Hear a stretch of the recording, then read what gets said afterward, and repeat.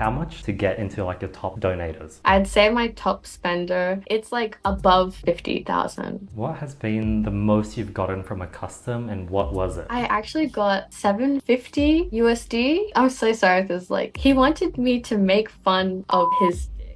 Just the worst looking, disgusting worm that I've ever seen. There have been times when subscribers have been like, we can get married and I can take care of you financially for the rest of your life. And I've genuinely thought about it. They've never been ugly. What's that face? One thing I saw you on like the e-dates with Jasontheween and his thing. How was that? I just sent him a message and he was like, yep, sounds awesome. Like, we're gonna have an e-date next week. We're matching. Yeah, I know. I was like, what a coincidence. I think a lot of women come to terms with the fact that we kind of get what we want. So if I want a millionaire, I'm gonna go get a millionaire. Can you rate my looks from 1 to 10? I think you're like a solid like 8.7. If I asked a Vietnamese guy, I'd say he'd give me like a 4 5. What? Whereabouts are you based, Tina? Right now, I'm in Vietnam. Ah, that's so cool. How long have Yeah. you been in Vietnam for? Oh, like a year now. Wow, what made you want to move to Vietnam? Well, originally I was in Bali because that's where a lot of the expats go, Australian expats. Hmm. But Bali actually doesn't have great internet. Huh. And as a Twitch streamer, I need a place with good internet. So Vietnam actually is like really crazy with the internet. Have you learned any Vietnamese? Not really, to be honest. I should, but a lot of the people here just speak English. Oh, Well, the newer generation, people of in the older generation, not really, but everyone still understands. So it works out. are you in Ho Chi Minh? No, so I'm up north. I'm in a place called Da Nang. Whoa. Wait, how far north is that? Like, how far north of the border is that? Oh, I think it's something crazy like 600 kilometers away from Ho Chi Minh, but it's Is it near Hanoi? yeah, it's really close to Hanoi, so I can get there in like 40 minutes bike ride from here. Yes. Is Da Nang where there's all the mountains in the lake sort of thingy? I don't know if that's the one where they There's stand like a water. dragon bridge here. Yes. Yeah, like a Maybe. golden dragon bridge. It's really nice. Is that the one with the hands? There's this I like actually don't river. know. Yeah. I haven't gone to many tourist places, if I'm honest. Are there a lot of expats there? There are a lot of expats, yeah. So it's pretty, they actually have like a certain suburb for foreigners. Wow. Yeah, So you've which is been like where to most foreigners go. I don't live there though. I end up getting like a house in a more local area because it's cheaper. But Did you recently move, right? I know when we were sort of messaging over emails, you moved houses or something? yeah, so I just recently moved. Before I was in Ho Chi Minh. Oh, Yeah. and how's the move up north? What's the vibe like? I like it a lot better. The internet speed is still the same and it's just less crowded. And I'm living in a house now instead of an apartment, which is good. I feel like, I don't know, it's just more cozy, feels more like a home. There's a lot more nature. I'm right by the beach, so I think it's better than the city. I'm not much of a city person, if I'm honest. Do you live on your own? Have you been living on your own in Vietnam? Yeah, so I moved to Vietnam last year with my friend Luna, and then she's still in Ho Chi Minh, but my sister also came over, but I've always lived by myself. Although back in Ho Chi Minh, I was in the same apartment complex as my sister, but we lived separate apartments, if that makes sense. Got it. And are you in Da Nang on your own now? Yes. Ah. And what made you want to move up away from your friends, your sister? Did you like try Da Nang before committing? Yeah, so I did a quick little like week trip with my sister and my mom up to Hanoi, and I just liked the area a lot better. My sister is actually in Bali now, so she's back in Bali. So although I love Bali, it is really, really beautiful. I just need the internet, and I can't do streams in Bali, unfortunately. So I've had to stay here. But up north, along like the coast near the beaches, it's pretty similar to Bali, I would say. I don't think the villas would be as nice, And there's definitely everyone has a pool in Bali kind of thing, but I don't really go out, so it hasn't really bothered me. What's the weather like there now? Is it cold? I know like Hanoi has like winter. It has like an actual winter, I think, right? That's only when you go like up a hill, like up a mountain. Got it. Yeah, otherwise it's still pretty hot. It's like depending on what time of year, it's either hot or like really hot. Did you start your creator journey streaming or did streaming come in later? Streaming came in only recently, so I actually just made my Twitch account last year and then only started streaming full time maybe I think June, July last year. So before that, I did do live streams on like TikTok and things or Instagram, but I started doing Twitch because I wanted to play games. I wanted to be a Twitch streamer, and I also wanted to be able to monetize off it. Got it. Because as an Australian, I can't monetize off Instagram and TikTok, sorry. Did you start social media in Australia? Where did you grow up? Because I know In I think Australia, yeah. watching Australia. Okay, whereabouts in Australia? So originally when I first started, it was like peak COVID, so everyone was staying indoors. Me and my sister were just bored. We started TikTok, and that's how it all started. We were living together, started TikTok. We had one video blow up like something stupid, like 7 mil views, which was just idiotic. And then it sort of just like snowballed from there, and here we are now. Like I don't know how many years later. Is TikTok still your main sort of reach, or has it transitioned to Instagram? Where do you get the most reach at the moment? It's definitely Instagram now. Reason being, my original TikTok account actually got banned once I moved to Indonesia because they're a lot stricter with their rules there, because of like religion and a lot of just like different things. So if I wore something that showed too much skin, even if it was like a swimsuit or anything, your account would actually get taken down. So I don't know if you've gone to Bali or been to Vietnam, if you look through their TikToks, you will never see someone like a girl in, say, sports outfit or like gym clothes, gym bra, or a bikini. It just doesn't happen. So I didn't know this at the time. So when I went there, my account disappeared, unfortunately. So then I moved over to Instagram, and that's where my biggest reach is at the moment. Got it. Do you ever get noticed in public, and which country would that happen more often? No, not really. Oh, I did get noticed in Australia. Yeah. One of the TikToks that we made, we were in like a maid outfit, me and a group of friends, and a lot of like bigger TikTokers sort of collabed with it, and people sort of recognized us at the club then. But they would also recognize us because me and my friends were very ballsy. We would actually go to the club and take TikToks in maid outfits. Mhm. So this is all on my old account, so unfortunately it's all taken down, it's all disappeared, but so they would recognize us like that. I feel like you get more recognized when you're out in public making the content that you're known for. Which city did you grow up in Australia? I actually grew up in Cairns. Whoa. Yeah. And did you go to a club in Cairns when you did that?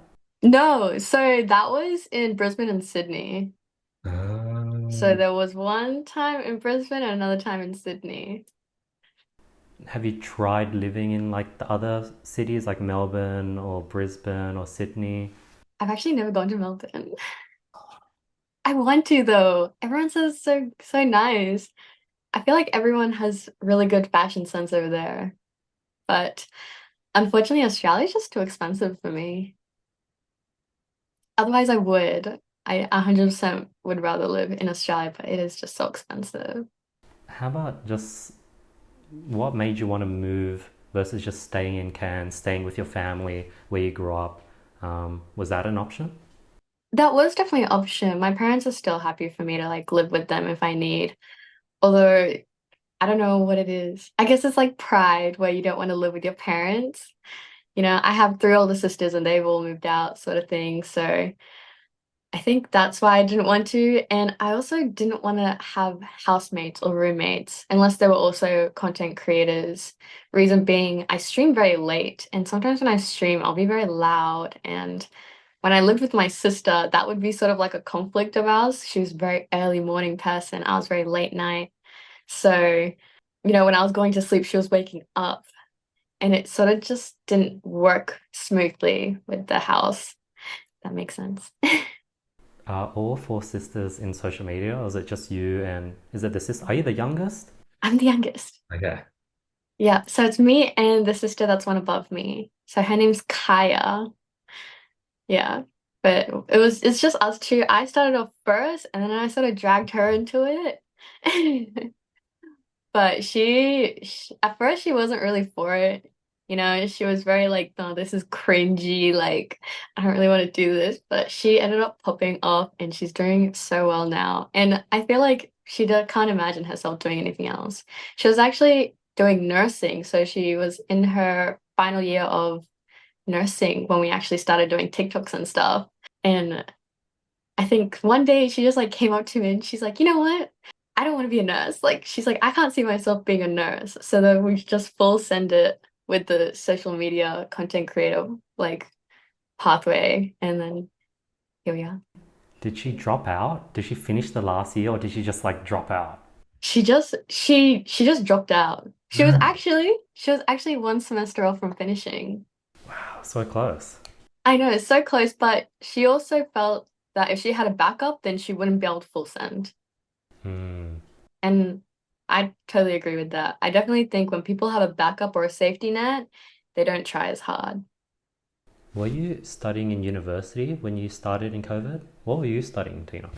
I was doing a honors in mathematics and a bachelor in engineering. So I was Whoa. doing a dual. Yeah. How many years of that did you do? I only did a year. I only did 1 year. Because a math degree is like really hard. I really enjoyed maths. In high school, half my subjects was actually math. So I did maths A, B, and C. Wow. In Yeah. Sydney, we call it, there's like advanced math, 3 unit maths, 4 unit maths. I guess that's ABC, right? Maybe? So specialist is the top, and then we have methods, and then we have general. And I did all three. And then there's one below that. I don't know what I think it's like essential maths or something. It's really simple, kind of how many sides of a triangle there are kind of thing. So I did the other three maths, and also physics, chemistry, English. I really enjoyed school. I think that's something that a lot of people think content creators don't do is like they think, oh, you didn't do well in school, you didn't go uni, that's why you're a content creator. And I'm like, that's not how it went. And so you like in Queensland, is that ATAR? Is that a thing? Like the It's HSC? ATAR now. So I Okay. was the first year of ATAR in 2020. So what ATAR did you get? I got ATAR 90. Wow. So that's like that means you're in the top 10 percentile, right? Is that Yeah, how? but it like didn't really do much for my life, the ATAR. I stressed about it a lot. But if anyone's listening, like don't stress about your ATAR too much. Just enjoy your high school. Because it's so impressive you did engineering and mathematics. That's like a hard degree, and I think like I definitely wasn't expecting that, and I think everyone, you're right, like they don't expect content creators to like be like, I guess, not nerds, but like nerds. Yeah.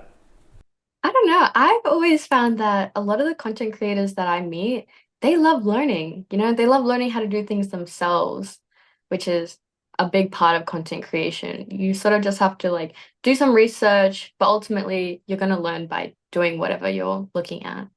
I think it makes sense because like you're doing it full time, and like I did another podcast with another friend, and she was talking about how a lot of the influencers in Sydney, like they will have 200, 300,000 followers, but they're doing it part time. They're not doing it full time. So like only a small percentile of creators are doing it full time, and like usually you're pretty smart if you're in that sort of group, and I guess it makes sense. It adds up. I will have to say I don't want to take too much credit in that field. I think for guys, it is much harder to become a full-time content creator because there's a lot of guys that have the skill with cameras or, talking to people. And for girls, I do have to admit, being a girl definitely makes it easier to be a content creator. I started up like even my stream setup, everything, I didn't buy anything. I think I bought my mouse and that's about it. But a lot of stuff was actually gifted to me or I got donations that I could put towards it. So in that sense, if I was a guy, I don't think I would actually be where I'm at in content creation. And were these donations from doing like TikTok lives or like Instagram lives just from your viewership?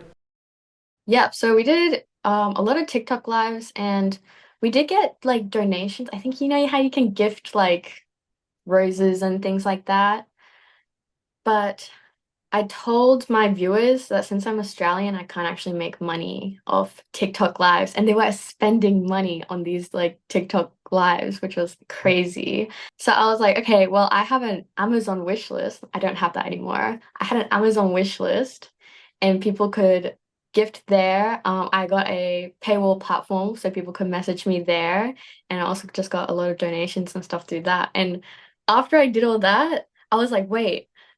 I could actually do this full time. And that's how it sort of started from there. So yeah, so it was TikTok and then I was like telling people like don't donate on TikTok, like I can't do that, but people really wanted to support and I feel like it was honestly unbelievable to think that people would just support me for wanting to be like me and just have fun. That's so cool. I have a friend, he's a guy, and he would do these lives on TikTok, and I think he'll someone get them on a Zoom call or something, and he'd often get donations and gifts. And I think over a year, he sort of got like $100,000 in just donations. Oh my goodness. I think he had 5 million followers on TikTok, so maybe that helped.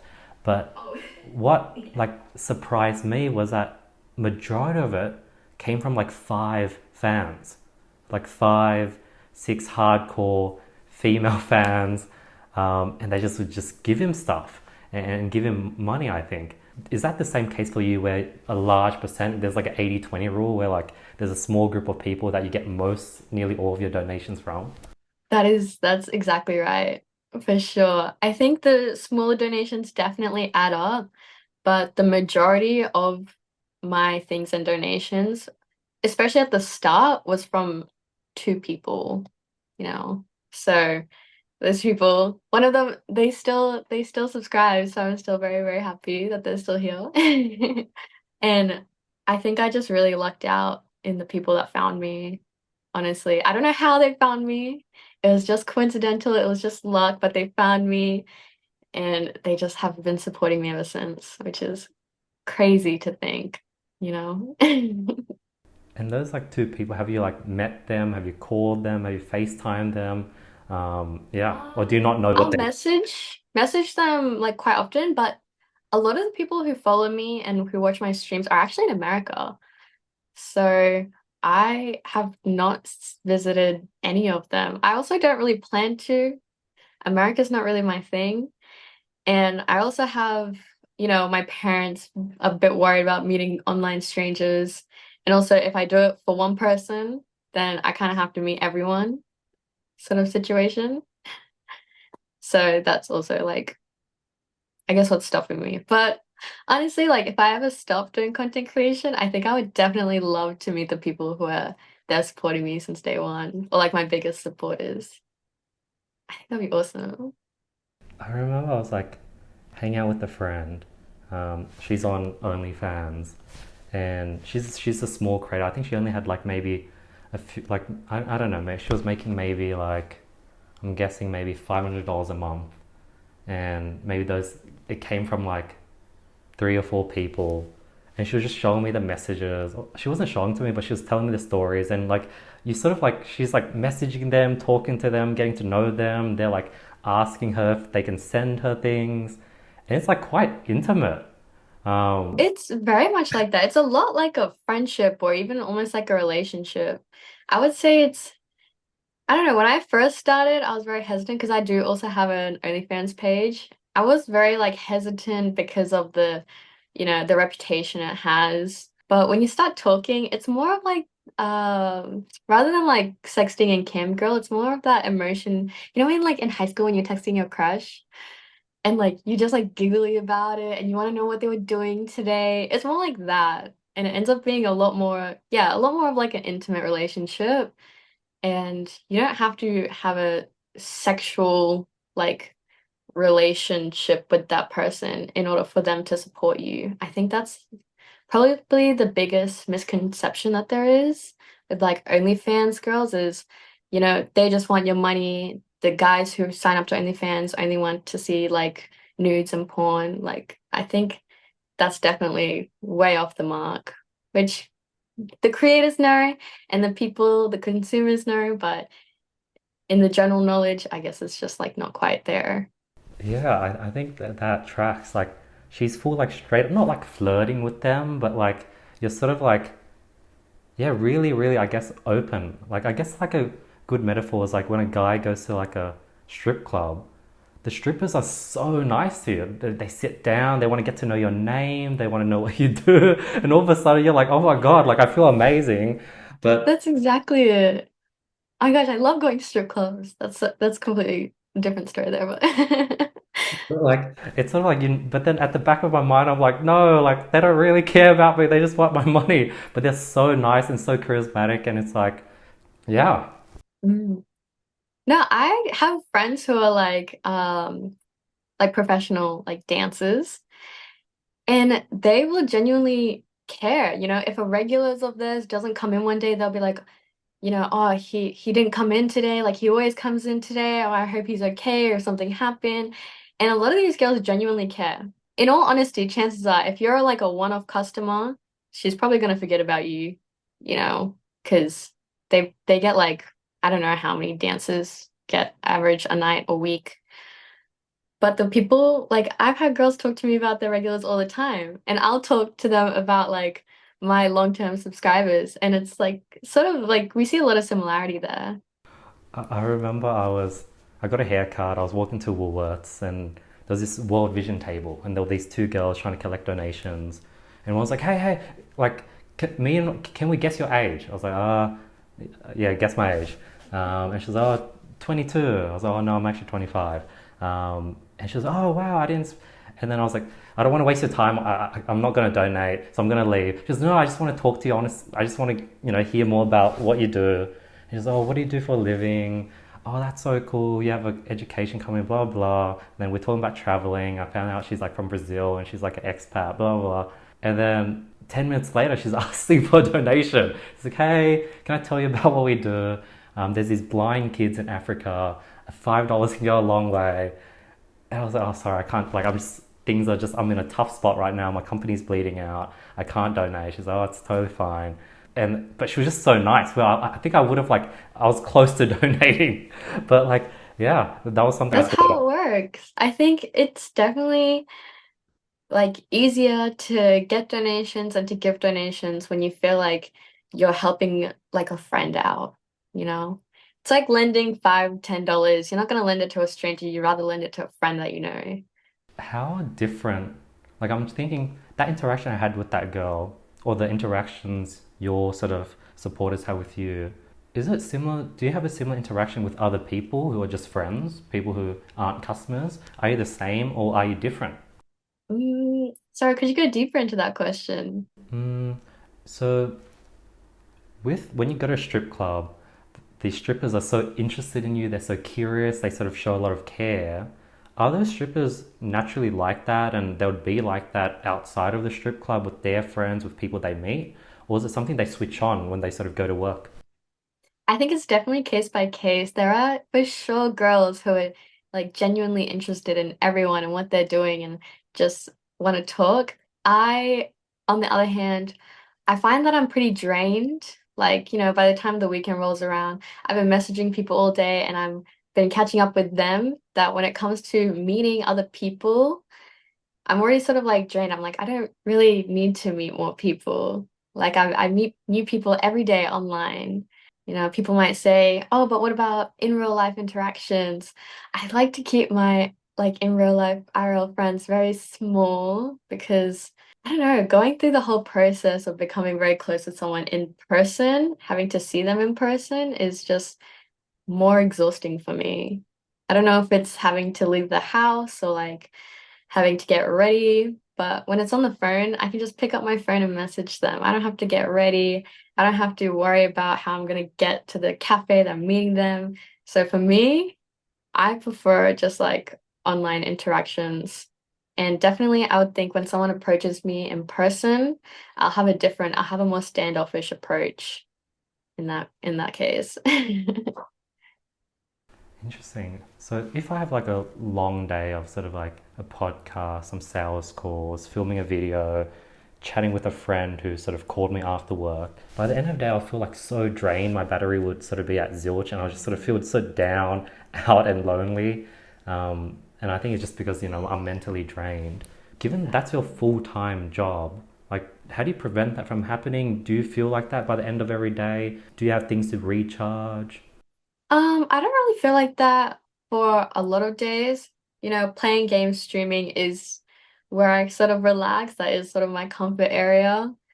And for me, it's actually a lot easier because on stream, rather than on OnlyFans where I'm messaging like 5 people at once or even 10 people at once, with Twitch, I'm talking to everyone at once. It makes my life a lot easier when I'm just streaming. You know, everyone's there in chat. I get to talk to all of them. When I say how are you, I don't have to, message 10 people, how are you? Everyone's there.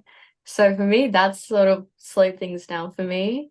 Before, definitely I would get super exhausted but after I started streaming, it I don't know, I feel like it really balanced out the content creator and the everything. How did you make that transition? Like, are you still on OnlyFans, still messaging the 5 to 10 people, or did you just tell them to come on stream and did they unsubscribe? How did you transition? Are you still doing OnlyFans? Yeah, I still have my OnlyFans page. Um, I do have like I don't even really know. I sort of just like wanted to start streaming. There wasn't really a reason or an event behind it. I sort of just like went up to my sister one day and was like, I really want to start streaming. Like I want to be a gamer girl, I guess you could say. I don't know how it actually started or why I had that sort of idolization of streamers. You know what? I think it started with like Belle Delphine. I thought she was so cute and like everyone was out of their minds for her. And I thought she was adorable as well. But yeah, I just wanted to be like her when I was in high school, which is just like weird, but weird and everyone's talking about it weird. And how long have you been streaming now? Bit over a year and a half, I'd say. Would you want to transition full time eventually, or do you think you would always do both? I think I'll always have a paywall. It might not be OF, I might change from OF, but I would always want to have both Hmm. because although Twitch is great, there's no way for the people who supported me from day one for me to ask them directly how their day is going. You know, I think that's really important, and that's why I started out. So I definitely want to keep that. Although probably I might change from OF. The only thing is that's where I started. So I started with OF, and then after being in this field for a while, you realize that there's all these different like fanfics, fansly, Patreon, all these other different paywalls that I could have chosen. I just didn't know about it. For me, OF was just like the quickest, like everyone knows it. So that's where I started. But I'm thinking about Patreon. Can you educate me on like how Earth works? Like, so what I know so far, and then maybe you can fill in the gaps. You can subscribe to a creator that would then unlock the content they post. Maybe they'll post weekly photos, daily photos, I'm not too sure, but I guess you'll get access to that. I guess that means some creators might be posting more often than others for whatever subscription. And then the Oath creator can also send you packages. So they can be like, hey, do you want to pay $50 for these like extra 50 photo or 5 photos? I'm guessing those photos aren't on this paywall. It's like a side secret thing, maybe. And then I'm assuming messaging is just free. They can message you for free or maybe not, but you are incentivized to reply because you want to keep them subscribed each month. So you want to reply to all your messages. Or are there tiers? where like some tiers is only you can see the feed, and there's like an extra tier where you can message as well. I guess you can fill in the gaps. So when you pay for the subscription, that unlocks you being able to message. Before that, you can't see anything on that page. It's like completely locked up. But once you pay the subscription, so I wouldn't say the messaging is free. You pay like $5 a month for it. Not a lot, but it unlocks being able to message. And for me, definitely subscriptions only make up a very small percentage. I would say like 5-10% of my total like income from paywalls. And the majority of it comes straight through as donations. So people can just like donate whenever. And there is also PPVs. So the PPVs, those are like you can either send more personal photos, or you can send like, hey, like if you want to know what's happening in my life, like in my personal life, like unlock this and I'll tell you, sort of thing. Another one is a lot of people will ask for say customs. So with customs, although there is a lot of like customs that I don't take, every now and again I'll get like can you send me a video of you slowly taking socks off or something like that. And when there's a month where I get a lot of customs, definitely my income goes up, because with customs you can increase the price to whatever you want it to be. And generally when someone asks for a custom, you can like, I don't know, they really want it if they're going out of their way to ask you for it. What has been the most you've gotten from a custom, and what was it? Oh, I have to think about this one. There was one where I actually got like 750 USD. Oh my God. And this guy wanted me to, I'm so sorry if this is like TMI, but he wanted me to make fun of his dick. But like tell him that it's the most pathetic, small, like just the worst looking, disgusting worm that I've ever seen. And yeah, that's I still get those today, but he definitely spent the most. So he sort of just like came in onto OF, and he sort of just like dropped the money. So he dropped like $500 straight up, and then I charged like 200 for the actual custom. And how did he drop the 500? Because let's say it's only $5 to subscribe. Did he just donate money just for He free? just donated. Oh, So definitely like if someone drops a donation like that, my attention is quickly gonna go towards them. So straight away I did that custom like that second, that minute. And it was definitely a weird custom. It was probably the first one that I got that was like in that sort of category. I don't know what category you'd call it, but in that category. And that's actually how I transitioned to like findom. Oh, Do you know what findom is? it's sort of like that girl boss like whipping the guy, sort of like the guy wanting to get whipped by the girl, and sort of like has that cuck energy. Yeah, exactly. So no. it's very interesting like that. But yeah, I didn't even know what findom was. I didn't know that it was a thing, but yeah, findom is definitely like where a lot of my subscribers, their kinks and stuff. Have you like transitioned? Because like a lot of your Instagram reels, it's sort of a lot of like, as you talked about, like maids, nurses outfit, but fandom would be more like sort of like leather straps and sort of holding whips, or like having that more like look. You don't really focus on that, do you? No, not really, but there's something about a guy seeing an innocent girl and knowing that she would like turn sort of abusive just towards him that turns them on. I don't know what it is, but it took me a while to realize that the sweetness and the contrast with the findom is actually like a thing. Wow. And I guess like it sort of this matches and confirms a stereotype, like the stereotype of like guys who are using OnlyFans, they're sort of like they have that simp energy, I guess. Is that true? I think it's more like I don't even know. I think this might be weird to say, but they have a lot of the findom people very much have like a slave mentality, which is a weird thing to say, but they call themselves slaves and they'll be like, I want to be your slave. I want to be your pig. I want to be your dog. Like, Oh, it's very interesting. oh no.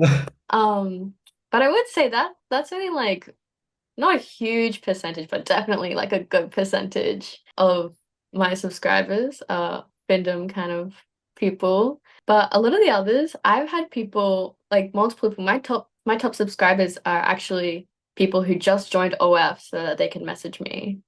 And they found me through Instagram or through Twitch, and they just wanted to get to know me more and then subscribe to it. So I wouldn't say like I wouldn't categorize all guys as just like thirsty for a girl on Findom. Oh, on sorry, OnlyFans or anything. There are definitely a lot of guys who just wanted to get to know me, and made it a whole account. And I'm honestly honored that they made a whole of account to talk to me. When someone tells me that, I'm like, oh my goodness, like I love the dedication. So if I was like a fan and I subscribe, what's your rate per month? What's the subscription? Like Right. $7. Perfect. So let's say I pay $7, I subscribe to Tina, and I'm messaging you, and I don't do any donations, I don't do any extra things, I'm just paying the $7 a month. What type of interaction can I expect? Like, am I going to get replies? Are you going to ignore me? What's going to happen? No, I mean, with the $7, you also unlock everything that's on my wall. So Hmm. everything I usually post on my wall, I try to post every day, Mm. so you have new content there every single day. But it's obviously more like VIP sort of exclusive stuff that you won't see on my other platforms. But you will get responded to. I will be honest and say that, my people who donate more will get priority, and that's just plain honest truth. But I will still respond, although I will need to respond. It might take me a couple minutes later, but I can't respond to everyone all at once. Unfortunately, there is like I guess almost like a hierarchy, and I do have to respond to people who support me the most. Got it. How's your response rate to like your mum, your sister, friends that just reach out to you through like SMS? What's SMS? Or just they text you or they message you on like iMessage? Um, I don't really text like my family or my friends, if I'm honest. Like I'll use Snapchat, Hmm. but with my friends, even on Snapchat, it'll usually go hours without me responding. You know, it's very slow for friends and family, but I've definitely made OF my priority. So I do my best, although it's not always the case. Like I'm sleeping at sometimes and so they usually can't reach me then. But I do my best to respond within an hour. Okay. And when we're talking, like we'll just talk. Like you can usually see when I'm online. I'll have a little like green dot when I'm online. Yeah. But I try, but it's not always perfect. is there like a messaging schedule or do you just go throughout the day or just go based on notifications? I usually go based on notification. It'll definitely be the first thing that I reach for in the morning is to check who's messaged me throughout the night. But there might be sometimes, say, when I've gone for lunch with my friends and I don't want to use my phone, I'll turn it off or like I'll just keep it away from me. There are other cases with friends who are either also content creators or who just like know about my page, and I'll be on messaging people and I'll be like, I'm at lunch with like, yada yada, and let them know what I'm up to. So it's sort of like case by case, I guess. Interesting. You know how like when you open up iPhone, there's a message app and you can sort of see the bubble of how many messages there are that you haven't read. So I've like these friends, and one of them is a content creator, one of them is sort of in film, and like I saw that their number is like 300. They have like 300 unread messages. I don't know if it's a girl thing, maybe because it's just they're popular and they just don't have time to respond. But it's like 300 no replies, 250, and like they don't have OnlyFans, so like that's just their friends that they're not replying to. So if I send them a message, I might not get a response, or it might take like 2 days to get a reply from them. You must be unreachable because like you're like focused on like Definitely if I look at Instagram DMs, it is absolutely flooded. But with OF, because having a paywall limits the number of people who actually message you so much. Mm. It's really easy to respond to everyone. So it's I don't really have too much trouble, although my email does have like 7,000 unread emails. So I'm glad I saw yours. What's a demo like of your like I guess supporters on OnlyFans? Is it like, do you have girl supporters? Do girls ever subscribe? Is that a Oh, thing? absolutely. Absolutely, there are girl supporters. I definitely would say, of course, the majority are guys. With girl supporters, most of the time, if they are supporters, they'll also be content creators within the same field. So if they reach out, it's more like for a collab. And for me, I don't want to have to make them pay like a subscription to message me about a collab. Generally, they'll just like message me through Instagram or like you, they'll email me and talk about a collab like that. So most of the girls don't donate, but that's like I don't say because it's OF, it's more like generally, whether it's Twitch or OF or any sort of platform where you donate to creators, 100% men are more generous in that sense. I'm not exactly sure why, but men are more likely to donate to a creator. And But the then, demographic, I would just say men, but there's men of like all ages. My top three subscribers, they're like one's in their 50s, one's in their 30s, and one's in their 20s. So, and they're my top three. So they're very like different in age. So I'm not really sure I could give you an age range, but men. Are they all from the States, and are they usually sort of white, Asians? What's sort of like the that side of the demo? Actually, my top is Asian. He's from the States. My second is white. He's from South Africa. And my third is from Australia, he's white. And like, you don't have to say, or maybe a rough figure, like how much does it take to get into like your top, say, 10 donators? Like how much would someone be donating to get into like your top 10, top five? Um, yeah. Um, I have to think. Top 10. Top 10, I think it's probably like $5,000. You know, when it's definitely like an exponential curve for that sort of thing. You know, I'd say my top spender, oh, I actually don't know if I can disclose this. It's it's like above 50,000. So that means, you know how you were surprised when I shared the scenario of my friend getting 100,000 over a year from like five supporters?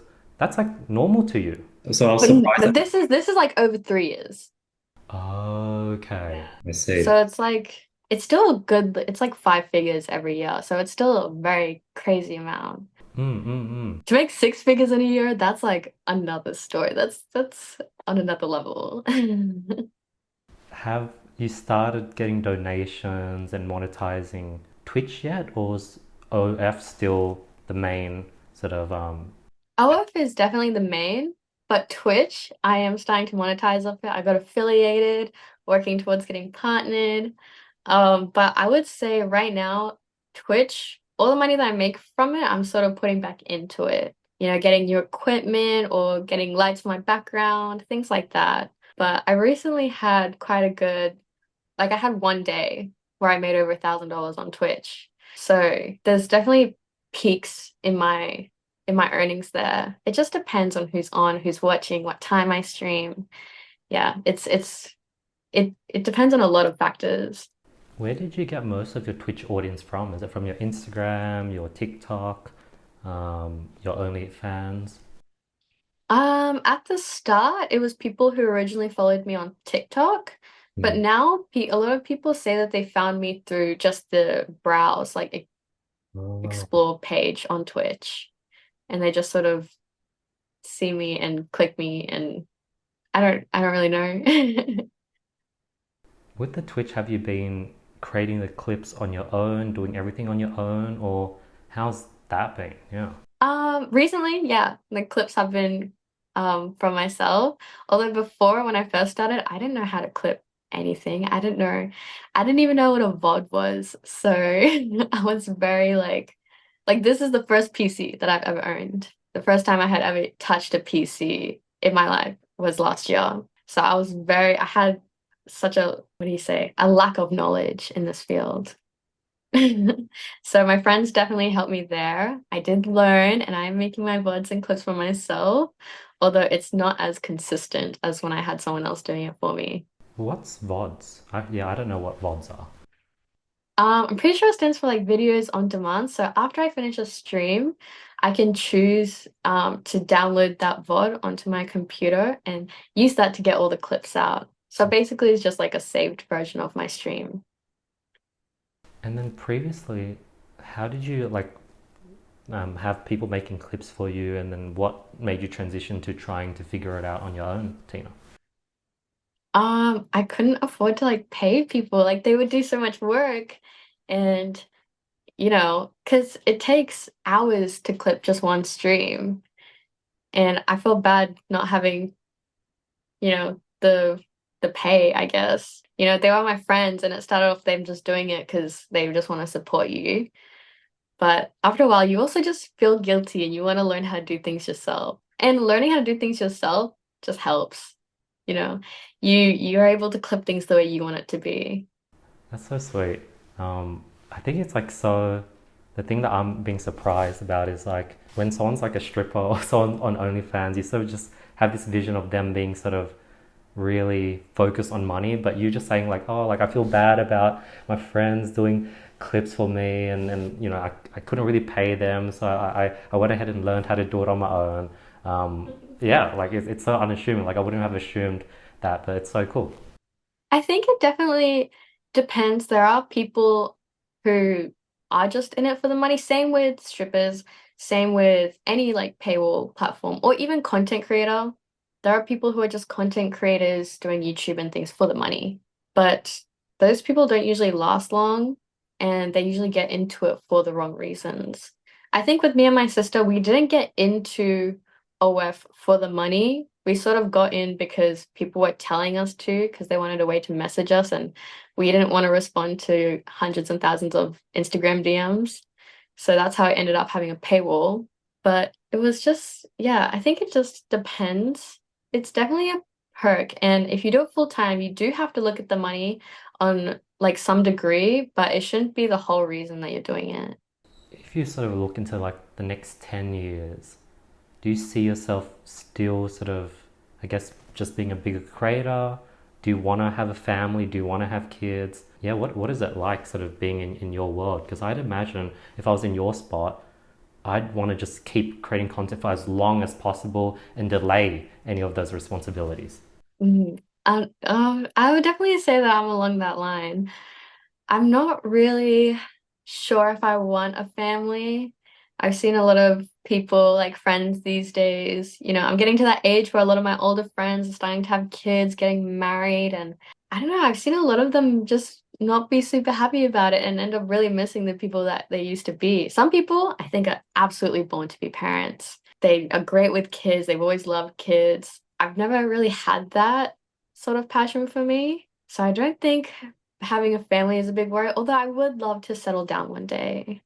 I think if I start making more on, say, YouTube or Twitch, do that more full time or do it like more often and have OF still there, but more as like something I do more in my like spare time every now and again. Right now it's definitely my full time. I'm on it every day.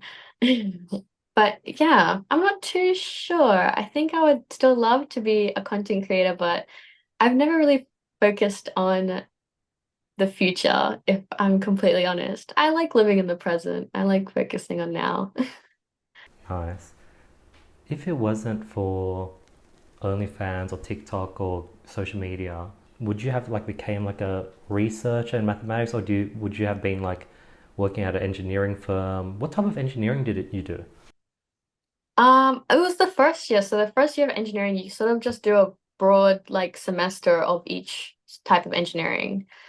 I'm not sure exactly what sort of engineering I would have gone into. I definitely would not have gone into electrical. That is too hard. Electrical engineering sucked. But I don't know, my whole thing, both my parents are teachers, so education to them was always very important. I think I would have just like gotten the degree and seen where it led. Either way, if I did end up doing something that wasn't content creation, it would have involved maths in some way, because I've always loved maths. What's your parents' thoughts on sort of everything you've been doing? Like, are they surprised? Are they worried? Are they like worried that there isn't long term? Do they want you to go back to finish off your degree? At first they were a bit worried, definitely, but soon enough they realized that times have changed and, getting a degree isn't as cheap and isn't as effective at, becoming successful in life than it was like 50 years ago or 30 years ago. But my mom's very cool with it. My dad has a bit of trouble understanding why people donate to me. Like he's a business teacher. So he's all like, you have to provide a service in order to get like a return. And he doesn't understand because I tell him I just sort of like message people and they ask me about my day, I tell them about my day. And he's like, why would they pay you for that? He doesn't really like understand the concept. I'm like, why do you watch TV? Because entertaining, it's fun, it's just something you like to do. And there's people who watch, like, if you watch TV, the people who own it make money. That's the same with my Twitch. So it's kind of hard to explain it to him, but he has a very guy mentality. I talked about this with my Twitch the other day. He has a very guy mentality where it's like, you're not special. You got to work really hard for your things in life. Like, when you're young, you'll dream big, and then when you hit a certain age, you'll realize how average you were, kind of thing. But as a girl, I don't know if this is a fair amount of girls think like this, but we're like, oh my gosh, like I deserve the world, I deserve everything, everything comes to me so easily. Like there's a big contrast in the way that we think, but he does know like how it works. I've done my best to explain it to him how Twitch and everything works, but he just doesn't really understand the donation part. He understands the watching part, but he's like, why would you pay for a TV show? Like donate to a TV show when you know it's gonna play anyway, is how he sees it. Which I truly see his point of view. When he says it logically, it doesn't make sense. It doesn't make sense why people should donate their hard-earned money so that I can sit here, talk, and yap and game. Yeah, I think yeah, you're right. Like, why would someone pay to go to a concert where they could just listen to the music for free on Spotify? Yeah, like I'm trying to like if I had a daughter and the daughter was like on OnlyFans and she was like doing all these custom requests and she had a bunch of guys messaging her and they're older and it wasn't five, it was like 50. Like, I guess, okay, I'm gonna be like, okay, I feel a bit worried. Why am I feeling worried? Yeah. I'm feeling worried because like I know what guys think and guys are like really sort of like guys are horny, guys just they have, so I'm like thinking that multiplied by 50 and my daughter, she's so sweet and innocent, and I think that's what would scare me if my daughter got into OnlyFans, if I'm trying to break it down. I think definitely that is like probably a thought that he does have. But the way I would like pitch it to him to make it so that he doesn't worry as much is, would you rather me like texting guys? And he doesn't I'm not, I don't have to be flirty with these guys, like I don't have to do that. Same with on my Twitch. I don't have to be in a bikini. I don't have to show skin on my Twitch. It's not like a cam girl situation. It's just me, on my live stream. I don't have to do that. And would he rather that or me like sleeping with 50 guys rather than texting 50 guys, Because I could just not do it, not be a content creator, but then, who knows what I would do like regularly if I'm not a streamer. I'll spend my night somewhere else, maybe going out or doing something like that. That makes sense. How about like, I think, what was the question? Oh, I I just remember the realized question. we're matching. Yeah, I know. I was like, what a coincidence. Uh, oh, yes, here's the question. So like, you know how there's like a fine line for everything, there's like a getting paid to message someone, getting paid for like, I guess more like spicy photos, getting paid for nude photos, getting paid like to give massages and getting paid for like sex. and the line sort of moves. Does the line move, or have you like set a line and you're like, okay, that's it, I'm never gonna go past this? Or has the line moved to that point and you're telling yourself it's not gonna move anymore? That's a great question. I have set a line that I have not crossed. So for me, the line has sort of stayed the same. I won't say where it lies. That's gonna be a secret, but I do have a line there that I haven't crossed since the start, since when I very first started. But I'm not opposed to it moving. If I feel that I'm ready and I want it to move across, then like that's fine. But I will proudly say that it has not moved. And then we sort of know like once you sort of get into like nude photos, there's sort of no going back, right? Because it's out there in the internet. And then I guess if you ever have kids or if you ever find a partner, I guess it's just going to be out there on the internet. I don't know if that's a good or bad thing. What circumstances would make you make that jump? Or have you made that jump already? Actually, recently I've thought about making the jump into doing more full content. Reason being because of AI. So with AI, there's actually already AI generated nudes of me out there, you know? It's the case with a lot of celebrities or things. Like if you know streamers, you probably know Pokimane. Like there's AI generated of nudes of her everywhere. And people have sent those to me thinking that they're like real. People will generate them and then DM them to me. I don't know why it's a weird thing that people like to, I guess, show off their work. So in that case, I'm like, well, there's already pictures of me there. And the bigger I grow as a content creator, the more of these pictures are gonna get generated. But, I'm still umming and ahhing there. Yeah, I guess that sort of makes sense. If there's going to be The nude damage has out already there been done, even. and you're not making money, Mm-hmm. you might as well do it to like capture all that money because it's being done anyways by AI. Yeah. Mm. So it's a tricky situation with AI now. There's a lot of cases where, there's been cases where people get sued because they've had their faces put on pornos and different things like that. So I think it is tricky because it's not really stopping me from doing full content because I'm worried that my kids or my family's going to see it. They can already see all the AI generated things online. So there's just something where it's just like I'm just not ready to go all out in that way. But yeah. How about like the thought of like if you become a mom and your kids ask, you can either say, no, that's all AI generated, I've never done full nude content. Or you can say, yes, that's me. But I guess the second option is more wholesome, but you lose out on a bunch of money. Yeah, exactly. I think if you are going to do nudes and sort of do all that, there is a part of me that feels like I'm responsible not to have kids, just because I wouldn't want them to deal with any of the mistakes that I've made in my life or anything that I've done that might affect them. I think that's with any parent. You don't want something from your past coming up and affecting your kids. But with that said, like, I don't think, oh, where was I going with this? I had a point.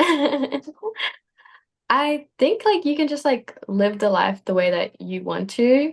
Because if I ask you, name the top five OF creators from 5 years ago, Yeah, I wouldn't be able to. I don't. yeah, you won't be able to. Yeah. And I'm not anywhere close to the top five or like anywhere even close to the top 1%. So I think in that case, it's like no one's going to remember if I did nudes or if I did porn. So to me, it has that sense of like insignificance, you know? There's people who are massive.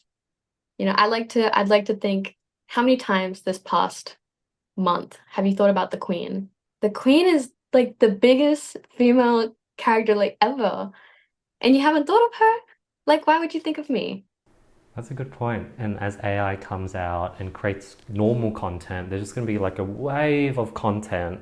So like the little amount of nude content you do is just going to be like so minuscule in the millions of hours of content being created every day. Exactly. Now, if you do go full nude, like, is it going to be a large jump in revenue? Like, how are people going to know? How are you going to get more subscriptions? Is it going to be just an extra 10, 20, 30, 50%? Or are you going to like 300x? Because it would have to When be I say pretty like large. full content, when I say full content, the line does vary from like nude to like porn. Oh, So yeah, but um yeah, the revenue would definitely go up, but I guess it would peak up for a little bit, but I think it would slowly go down from there. You know, Interesting. you would have to focus more on, bringing different people into your platform, which isn't really the way that mine works. Although that would like definitely benefit me financially. I think the way it started and the way it stayed is I sort of build that kind of friendship, that kind of connection with the people who subscribe, who want to get to know me, and I want to get to know them. I want to know the people who support me. So that's how it works. And if I went more into the nudes, I feel like it will lose that deeper connection. So I'll lose the people who supported me all this time and get more people who just want to see my body. And I'm not ready to lose that connection just yet. So, if it happens in the future for some reason, like I just want to go into it, then that's sort of like a sacrifice that I'll have to make. But right now, I have no intentions of doing that. got it. Okay. Now I sort of get the gist of what full means. I thought it was just like just fully naked. Um, and then that Oh, sort of we don't know. My line's somewhere. um, so on like Pornhub, you see those girls that create those like 30-second, 1 minute videos, and then they sell their OnlyFans. And those videos, like they might have like maybe 5 or 6 videos. They have millions of views. So they're probably like just off Pornhub. They're probably driving so much traffic to OnlyFans that like it's a huge jump. And then I think you're right. If you just go from spicy photos to nude photos, you're not going to get a jump in revenue. You're sort of doing the same thing. You might get like a 30% bump, but you'd have to do something like what I just shared for it to be worth it, right? Yeah. I'm not exactly super knowledgeable. I don't actually watch Pornhub, so I don't know the 30-second, like, I'm guessing you mean like it's like a TikTok sort of I think it's sort of thing. like a teaser. So like for them to watch the full video, everyone have to jump onto OnlyFans to watch or subscribe to watch the full video. Oh, Um, that's smart. Like a trailer to their Hmm. page. and then like the Pornhub video will get like millions of views, and like you can't really do that on TikTok because like you can't put like naked photos on TikTok. Um, yeah, so that would be the only way you would have to do it if you would want to like 5x your OnlyFans revenue. Because even if you go full, how are you going to let your Instagram people know? Because you would just be creating the same content you're creating right now, right? hmm So it's definitely like that would be like a hard way to transition. Yeah, for sure. But at the end of the day, like it depends on the person. Like just because I'm not willing to, there's definitely girls out there who will look at it more from a business perspective as an entrepreneur, and they'll look at it and be like, okay, if I post this, it gets a million views. 1% of people sign up to my OF page, and like 1% of those people buy the video that they got the trailer for. That's still well over 6 figures that they would have made just in that one video, which is crazy if you think about it. So a million people, 1%, like 10,000, whatever, they go and buy a $15 subscription, all of them. That's like ridiculous money. So I think you just sort of have to balance out whether it's worth it or not. Yeah, and I think like the longer you wait, the more saturated it will get. Like I think right now that works now because I don't know if you go on Pornhub, it's just like there's not. I don't know. I'm not gonna say like everyone's ugly, but like you don't have like the Instagram model. Like Instagram models aren't naked on Pornhub, and if they are, that's getting millions of views, and it might be their first video posted. But I reckon you're right. Like there's a good chance that in the next even 5 years, like every Instagram model might be on Pornhub. Yeah, And then like you it might be just like a new thing, which is like kind of concerning, but yeah, it is a bit concerning if you think about it. But it really just like depends on the person. If that's the way that they want to live, then it's really no problem. For me, if a girl is in lingerie and there's a girl in a bikini, like they're both showing the same amount of skin. So it's not really different for me when I see those two different people. I don't know. But of course, like the girl in lingerie, if she posts that on Instagram, that's gonna get a bit more like eyes or even like hate. Either way, it gets more views.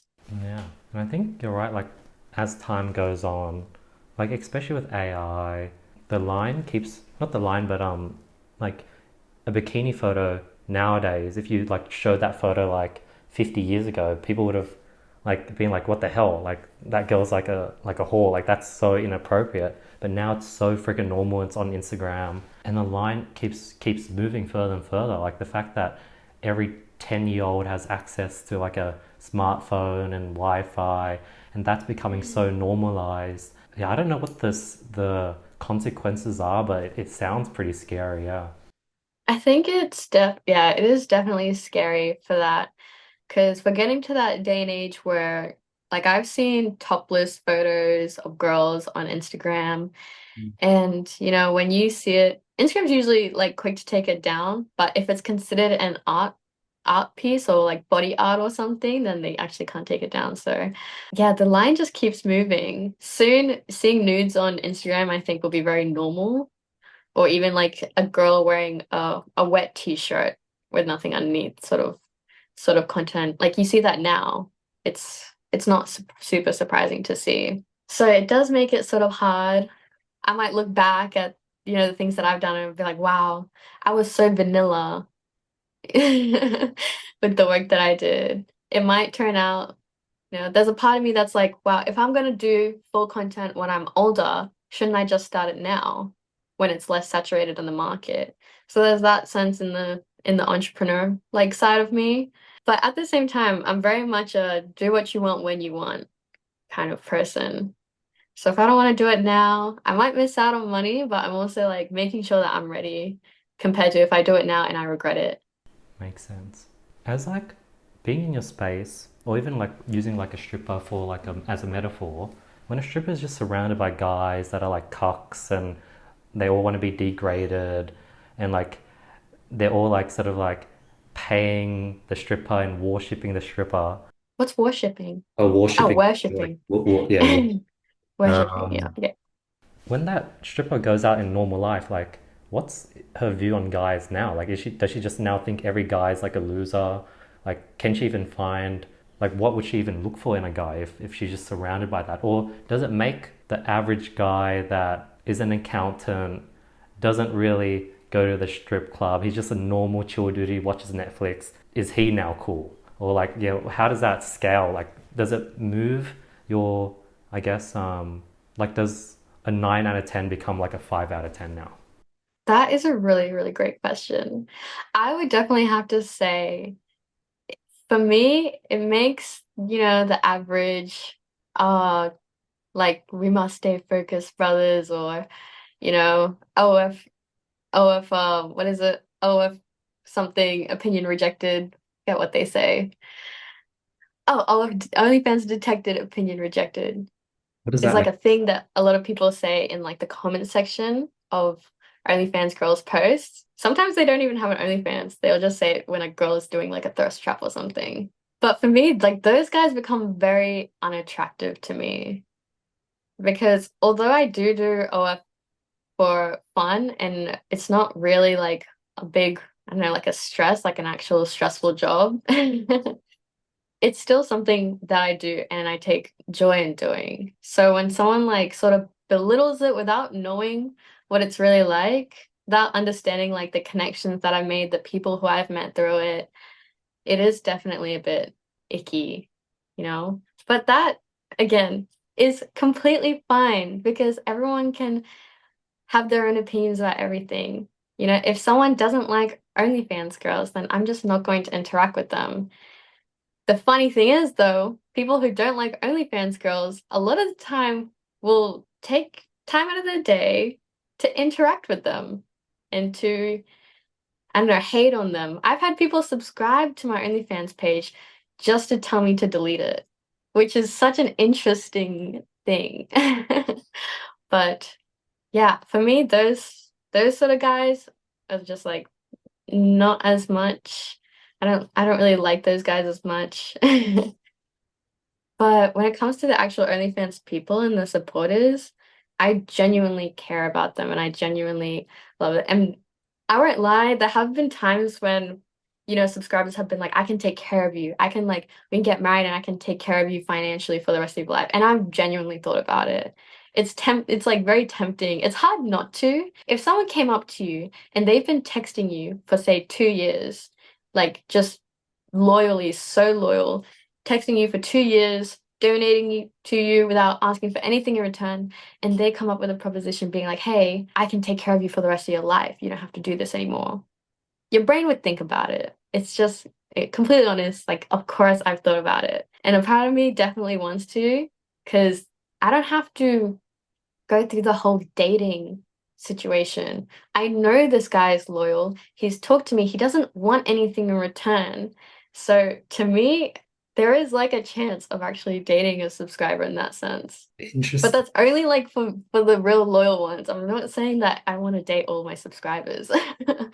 I am saying that the people who are very loyal and have supported me for a really long time, like, yeah, you'll end up thinking about it. I think in any sort of, even I think with strippers, definitely with strippers, like, if they have a regular that comes in all the time, supports them for ages, and doesn't ask for anything, doesn't tell them to come back to their hotel room or anything, like they'll start really actually liking the guy, you know? Like, he cares about you, he's loyal to you, he's financially stable, he can support you.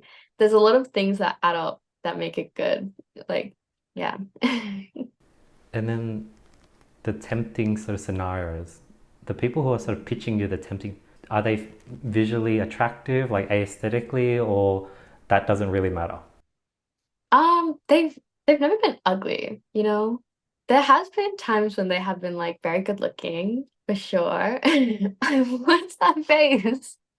I'm like, wow, like I'm so like surprised. Like in my mind, like I feel like every good looking guy is like busy at the gym, busy at some run club, and he doesn't have time to be on OnlyFans. But I guess that's not the case. That's why I was like, oh, Well, no way. there's actually one of my top spenders. So he was actually a guy who had a crush on me when I was in uni, and then he signed up to OF to chat to me, to talk to me. So yeah, so he was like one of the people, and I was like, oh my gosh, like I know this guy. And he was very like nice about it. Like ne not once was he ever like, oh my gosh, why are you doing OF? Like this isn't like you or anything like that. He was just very supportive.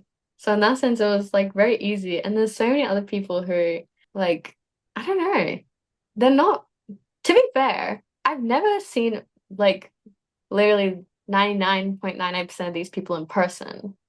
So they could be catfishing me for all I know. But no, none of them have really been like, ugh, like gross. I've never really, oh, actually, no, that's a lie. There has been one guy where I was a bit like, ugh, but he was crazy. But Interesting. no, I, I don't, yeah. What makes you think that OnlyFans subscribers will tend to be like less attractive guys compared to just like an average guy? In my mind, I think the person that would be on OnlyFans might be someone that would struggle to sort of have girlfriends or have friends. And usually, if that's the case, there's like a bit of lack of self confidence. You maybe, as a result, you probably maybe are a bit more chubby or a bit more fat, or you might not care for yourself as much. And those people would take the easy route of just like paying someone on OnlyFans to get that interaction and get that love or that relationship that they're missing out on. So that was my initial hypothesis, but I guess you've proved me wrong. I totally see your point there, but I'm going to counter argue and Please. say, what about guys that watch porn? Do you think they are less attractive because they can't get intimate in real life, so then they resort to porn? Does that make porn watchers less attractive? That's a good question. I think, yeah, that's a good question. Like I was going to say, do more, like if, do the people who watch more porn, are they more ugly and less attractive versus the ones that don't? That might be a case, but I might be completely wrong. Yeah, because like now I'm thinking like I have like a friend. He's like a straight athlete, and he's like he's like he would do well. Like he sort of does well ish, but he watches a ton of porn. He watches like 3 times a day. It's a bit crazy. Whoa, that is crazy. Yeah. And like if he exists, then there must be others like him. Yeah. Um, wow. Yeah. Interesting. So if you think of it like that, like the guys that are my subscribers, then they're really just like your average guy. Mm. Mm.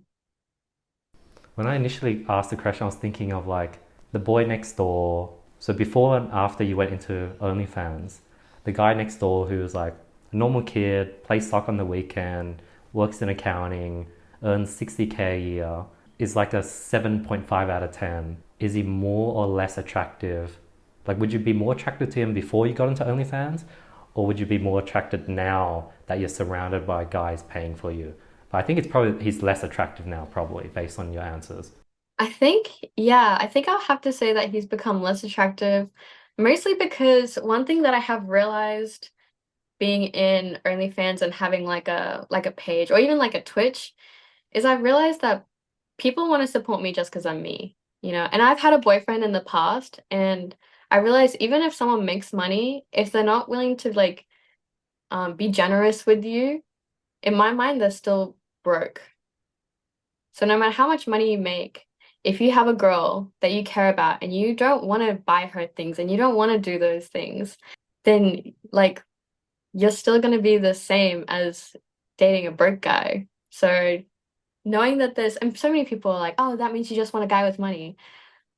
Like, why would I not want a guy that supports me? There's so many people who support me and who are good looking and have money and like, and is like just super caring, loyal, and will just be there for me no matter what. There's so many people in the world. I'm 100% sure I could find that person who fits all those categories. The same reason why there are girls who are beautiful, beautiful, so modest, and will be completely loyal to you. I don't know, like everything that you could want from a girl. Like those girls exist. So when people come up to me and be like, "Oh, like you're so good, but you have an OnlyFans," I'm like, "Okay, but there's a lot of girls like me who don't. So you can go to them." You know, for me, now that I have been in the field, I definitely look for someone who supports me, not because I ask them to, but just because they want to. In real life, you would never really get that. I've had dates after I started OF for guys who would, buy me dinner or take me out somewhere and immediately expect something in return. And that made me realize, hang on, I don't want to do this because there's guys right now who will support me and ask for nothing in return. And that to me it was like the turning point was after that date. I completely switched now. I was like, you know what? I want a guy like this. I think because of technology, things have become so skewed. Like the average guy has like no chance with you because you're surrounded by guys sort of willing to give you money with nothing in return.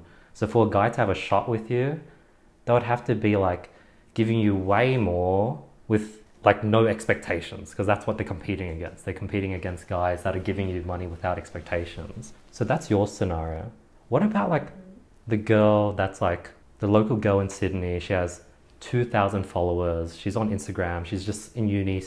She probably gets a bunch of DMs from just random people. Yeah, like she's probably gotten really hard to sort of approach or connect with because back in the days, that same girl didn't have 50 guys messaging her.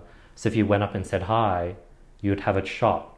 But now, going up to say hi to her, she's comparing you to the 50 guys that are messaging her. Is that probably the case? Like, what is it like to be like a normal girl with 2,000 followers? I would have to say that that's a yes and no. Because although it does lower the chances for the people around her, now there's a dude all the way in America or a completely different country who now has a shot of talking to her. Mm. So although it does like I guess lower the people who are directly like in contact with her person like face to face, like people completely miss out on the fact that now all these people who I never would have met if I didn't do social media, now I can meet all of them, and I mean not all of them. I can meet the certain group that would support me. That's a good point. now everyone, like now guys have access to everyone, I guess. Yeah. So instead of thinking like, oh, well, she has this many followers on Instagram, I don't have a chance with her. You can see it as, okay, but now I'm also following 1,000 girls who don't even live in my country and I can DM them. So now you're technically even more connected, like globally. Although I do understand your point when it feels like the face-to-face interactions do lack these days. What's your thoughts on this strategy? Um, if I wanted to sort of connect with that girl, like what if I went to like 10 of my girlfriends and be like, hey, could you message this girl on Instagram and be like, hey, there's this awesome guy. I reckon you guys would get along together. And she gets 10 DMs from 10 girls talking about me. Is that creepy? Or is that like, oh wow, like I need to see who this guy is? It's a bit creepy, yeah. Okay, okay, that's not a good strategy there. Okay. Like it would make if I had that, it would definitely make me think that this guy is just going around to anyone and everyone telling them to DM me, which is a bit like it's a bit weird. It's like getting a referral without asking for it. I don't know. Interesting. So like is there like a better strategy? Because like girls nowadays, like their DMs are flooded. Yeah, like there isn't there's no other. But then even if you slide in as a DM, like that's also even harder. So even if she sees your messages, like that's gonna lead nowhere. Like, yeah, what would be a better strategy, Tina, you reckon? If you live close to her, then you should definitely just approach her in person. But what if you don't know where she lives? Like like she's just someone that you saw in your explore feed, but you know she's in like your city. Would you have the same like would you have the same approach with a celebrity? If you see someone on TV and you're like, "Oh, I really want to meet that person," you Mm, know? You now know that person, but unless you see them in unless you see them just out about in their day, realistically, you're never going to be able to see them and talk to them. For mm, my case, I have a paywall, and the whole point of my paywall is to get priority over my Instagram DMs. So with my Instagram DMs, like you're gonna get skimmed past, like not even read or just completely ignored. But with my paywall, that like gives the priority to the people who wanted to message me, who actually wanted to message me and get to know me like that. So Yes. for me, I already have that priority line set in place. But as for your average girl, I think you would just have to admire from afar in most cases. Yeah, because like, and even if you're lucky, the whole story of like the girl next door now has like 50 guys in her DMs, and now you're just like the loser kid that's like the boy next door, and you no longer have a chance because of Instagram. do you reckon that's I true? don't see it that way Oh. because Instagram's still been around, but people still end up in relationships. Hmm. So, how does the average person get into a relationship? They'll talk to them or maybe send them a DM, and if they're lucky, they'll respond. But if you don't shoot your shot one way or the other, there's your chances go from small to zero. But that's the case with anyone. Even before social media, if you really liked a girl, the popular girl at school that all the guys want, most guys are gonna think, I have no chance. I can't reach that. I can't get to that level. And now I think, I don't know, social media might be a new excuse for guys not to just go up and ask. It's always gonna be one thing or the other. If there's a girl and a lot of guys want her, your chances are already gonna be low, whether there's social media or anything involved. Okay, so my suggestion is to turn yourself into the guy that she would want. Think about her and think about the kind of guy that she deserves and be that guy.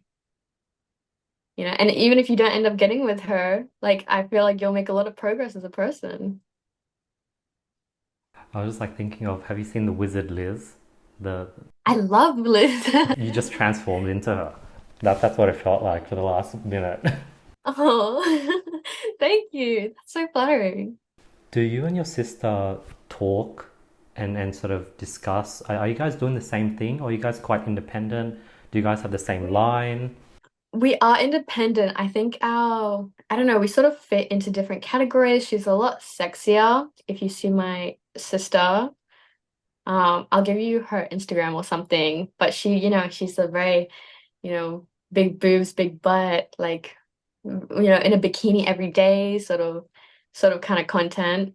And I'm more of on the, I guess, softer side. She's my older sister, and she is definitely out of the family the sexiest in terms of like body proportions.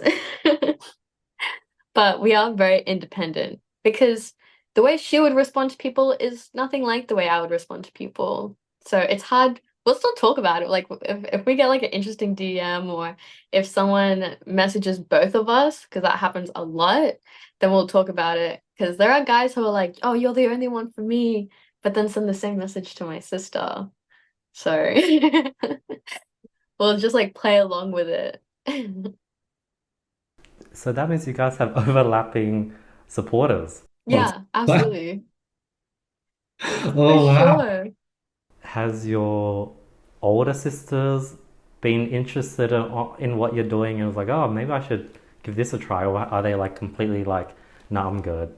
I know my eldest sister, like, sort of asked a lot of questions about it. I don't think she ever would do it because she is married. She is married, but at the time, I was explaining to her when she was pregnant with her first child, I was explaining to her how there is a kink for pregnant women, like a big kink for pregnant women. So during like that small period when you have a noticeable baby bump, some women will actually open up an OnlyFans page and just make money during that pregnancy phase. And then, if they want to, they can keep going, but a lot of them just hop off after that, just to satisfy that specific niche of pregnant women. That's crazy. One Yeah, thing, it is. One thing I saw you were on like the e-dates with Jasontheween and his thing. How was that? How did that happen? Did he just DM you? How does he get all these girls on his e-dates? I was just like curious about his e-day. I had just started streaming. I think it was like my second or third month streaming. And I was like, okay, I need to get some sort of exposure. mm, And Jason had just started his whole e-dates thing, and I was like, okay, this is a really great opportunity. I just sent him a message, and he was like, yep, sounds awesome. Like, we're gonna have an e-date next week. And he was so quick to respond. I don't know if he has a team or something, but it was like super duper quick. And then from there, it's a little word of mouth. So in the next e-date that I was on, I brought my sister along with me. I brought my other friend Luna along with me. So from there it just grows. And the word of mouth between the girls is like, hey, if you want like good exposure, or if you want to try this like different like streaming category of doing e-dates, you gotta like get onto Jason's stream. And that's how it started. And how was it? Was it like I didn't fully watch it? Was it awkward? Was it fun? Was it It was so fun. It nice. was super duper fun. I was so nervous at the start because I had never done an e-day before, and I still didn't even know how to properly run a stream. Like, I was so confused on what buttons I had to click on to how to show like Jason's face and then just my face. I didn't know any of that. So I was super stressed. But after I did it the first time, it felt like such a relief. I was like, that was way easier than I thought. And I did manage to like squeeze my sister in for a little featuring moment during the stream, which was my goal. are you doing anything for Black Friday or Christmas? Is there like Black Friday like OnlyFans sale? Is that a thing? Some girls definitely do that. I actually haven't given it much thought at all. I guess I could do that. I'll take that down. I'll remember it for the note. But yeah, for Christmas, there's always just like Christmas themed like costumes or lingerie that a lot of girls would sell. Some girls would go like pretty far into some of the things that they would do Christmas themed. It involves a lot of candy canes. But I'll just leave it at that. But yeah, And it then, depends on the girl. Like, let's say you went ahead and did that. Would you just message all your subscribers and be like, hey, here's a Christmas package, and then you price it 50, 70, $100, and who buys it, buys it? is that Yeah, how it pretty works? much. Otherwise, if there's people who want to see something more specific, or if they want to see me in a Santa outfit or a reindeer outfit, they can request. Hmm. With OnlyFans, is it like a lever you can pull to make money? Like, for example, let's say you go on a holiday trip, you wanna, I don't know, let's say you go in Japan and you need an extra 5 grand. In your mind, could you be like, okay, I'm going to Japan. Let me just sort of put together this package, send it to my whole subscriber list. I know X amount of people are going to purchase, and you just do that when needed.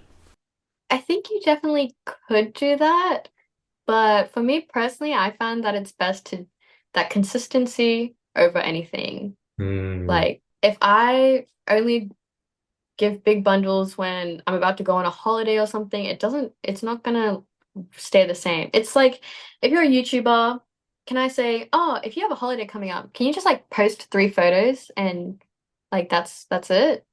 And your work is done for the holiday? mm, It doesn't usually work that way. You could do the work prior and then sort of still post them throughout your holiday, but still keeping your same routine. So mm. I think that would be better rather than it being like a lever. I think having a consistent sort of um content creation, consistent payroll is just better. If I wanted to have a lot of money suddenly, then it's probably best to like go do a different job for like a little bit. I don't know. Tell your parents you'll mow the lawn or something like that. Makes sense. And I think it's like a bit of a cash grab, and your subscribers might get annoyed if you're constantly trying to sell them. Yeah, or exactly. it's going to get to a point where it's a bit opposite, but some people, if they know a creator or a company always has a Black Friday, Christmas, holiday sale, they'll never purchase a product. They'll just wait for that next sale. And it sort of creates that mindset of like everyone's now just waiting for the next. It sort of lowers the value of your worth. Yeah. Mm. That's a good way of seeing it. I didn't think of it like that, but yeah. I personally haven't done like sales. No, I don't think I have. I'm trying to think if I did a birthday sale, but I don't think I did. Did you do a birthday post, like a special birthday thing? I don't think so. Oh no, I did do it on stream, but it's not really like anything big. It's Was it more like it'll be a cake, and it's not even usually on my birthday. It just depends on when my stream falls. I'll just have like a little cake or like a write a happy birthday, chat say happy birthday. Very simple sort of thing. What's your streaming schedule like at the moment, Tina? I do it every second day. okay? I stream every second day for about 4 or 5 hours. Wow. Yeah, I stream when it's nighttime for me, but then it's really early morning for the States. So when I do stream during the day and it's night or evening in America, I definitely do get more viewers. So the time difference definitely plays a role in how many viewers I get, but it is like hard to stream in the mornings. I'm not a morning person. And on average, what's your viewership like now? Because I know it's so hard. Like if I started streaming, I'd probably have zero people for like 6 months. I wouldn't be surprised if for 6 months I have zero people watching me. It definitely depends on what day I'm streaming. Oh, This week has been pretty good. I'd say my average was around 80. There was times when it went over 100. So I'm very, very happy with it. so I'm sad. very super happy with it. I feel like I've made a lot of progress compared to, I mean, I've really been doing it for a year and a half. So honestly, being affiliated already, I was already very happy with. I think I exceeded people's expectations there. And what does it mean to be affiliated? Like, yeah, what is affiliated? So it's when you're affiliated, you can start earning money. Oh, Yeah. And then a step above that is partner. And when you're a partner, you get more sponsorships and it just gives you more like credibility as a streamer. They're like, okay, they're partnered, so they must be a consistent streamer. hmm. And can people, I guess, I don't use Twitch that much, so you might have to like educate me. Is it people paying, like when gifted subs means people are paying to subscribe? I guess they can pay more for other people so they don't watch ads. If you pay, you don't watch ads. Plus you get like special emotes. Yeah. Hmm. So you get to unlock the emotes for that certain streamer. So that means anytime you stream, you know there's going to be at least 80 people showing up that you can chat to. Yep. Wow. Although not everyone like messages. There's probably I'd say 20 people in chat who are messaging more consistently. But yeah, it's good. And I feel like Twitch has also given the opportunity for people who don't want to sub to OF, whether it's because of the reputation it has or because they just don't want to spend money, then I still get to talk to the people who support me, who don't have the money to spend or like don't want to spend the money either way. Hmm. That's so good because I remember when I was like younger and I was in high school, I remember watching this League of Legends streamer. I think he was like consistently averaging maybe like 15 to 20 people like every time he would stream, and that I guess like he built like a solid fan base, like 15, 20 people consistently showing up is actually really impressive. Yeah, so like 80 to 100 is like really good. Yeah, I definitely think it's a lot more saturated now. A lot more people know about Twitch and, it's becoming bigger now that people are posting clips and things on other social medias. Before, there wasn't many like clips of Twitch. I didn't know what Twitch was when I was in high school. So it's more, yeah, more knowledge now to everyone. And then where were you at a year ago, and how did you grow to like 100 streamers, like viewers on average? Yeah, how was that growth journey like? Yeah. I would definitely say streaming consistently is a big one. If I go on holiday and I come back, my viewers will usually drop down to, say, 50, maybe down to 30. And then I'll stay like that for a couple of weeks until people are like, oh, she's back, and then start watching me again. So it's pretty much the same as YouTube. If you have a YouTuber that you watch and you religiously watch them the same time every week when the new post comes out, and then suddenly they disappear, they don't post for weeks, then you're sort of going to forget about their channel, maybe even unsubscribe for some people. And then when they come back, then you'll start watching them, but you won't know exactly what time they come back. So consistency is definitely huge. And if you're just starting out, trying to get collabs, like the collab with Jason definitely boosted my Twitch account tremendously. Like he is a massive streamer. The fact that he even collabed with me is a huge honor. But yeah, so definitely doing collabs is probably the hack with any sort of industry, whether it's YouTube, Instagram. The best way to get noticed is to already be with someone who's noticed. Yeah, tell me about that. When you did Jason's stream, like what were your numbers before and what were your numbers like after? I would say my numbers were like 20. And then after, well, during the stream, I had like 300 people viewing my stream, which is insane. And it would grow, and my social media account, I think I got like 20K followers from it. It was something ridiculous. So it was a huge boost. Although I did go on holiday shortly after that. I went back to Bali and couldn't stream. So then when I got back, it was still pretty high. And then from there, it's just been growing. But only recently has it started growing to past 50. So it does take a while. Random side question. Would you date someone, let's say, someone with, it's sort of like clout versus money. So would you date someone like Jason? Let's say he made no money, but he was really well known. Everyone knew who he was, but he couldn't look after you. He couldn't buy dinners for you. You guys would have to split the bill versus a unknown invisible person that really just cares of you. Who would win? I would absolutely love the Invisible Man. Oh, The reason being is I don't see the benefits of dating someone big. The only thing is he's gonna have more people who want to talk to him. He's not gonna have as much time for me. Like, I don't see the benefit on that side compared to a guy who's, not to sound really selfish, but who's all mine, you know? For me, it's definitely, I would rather someone who spends all their time with me compared to someone who spends all their time with everyone else. I know that sounds selfish, but that is my type. No, I think that's a fair answer. Because like Jason's probably in a situation where like even like IG models are like, I want to be on his stream. Exactly. I know so that there's heaps of girls who would want to sleep with him. Like for sure. Whether it's just for the brag saying that they did or anything like that. Like absolutely. Yeah, because Dan Taziran talks about that a lot. And I guess it's like, who knows? Because like you would have to have clout to know for sure. But yeah, I guess Jason's like a great example of this like normal Vietnamese kid from like Orange County, and now you're telling me like fucking IG models would want to sleep with him. It's like clout sort of. How about if he was poor? Would that still be the case? If he had no money, but he was still him?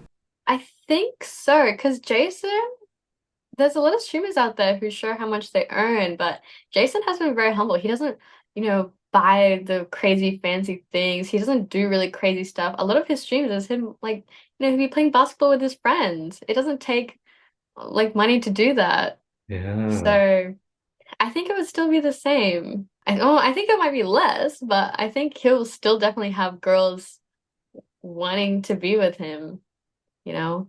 Which sounds exhausting if I have to fight a bunch of girls off with a stick every time he goes online or we go out in public.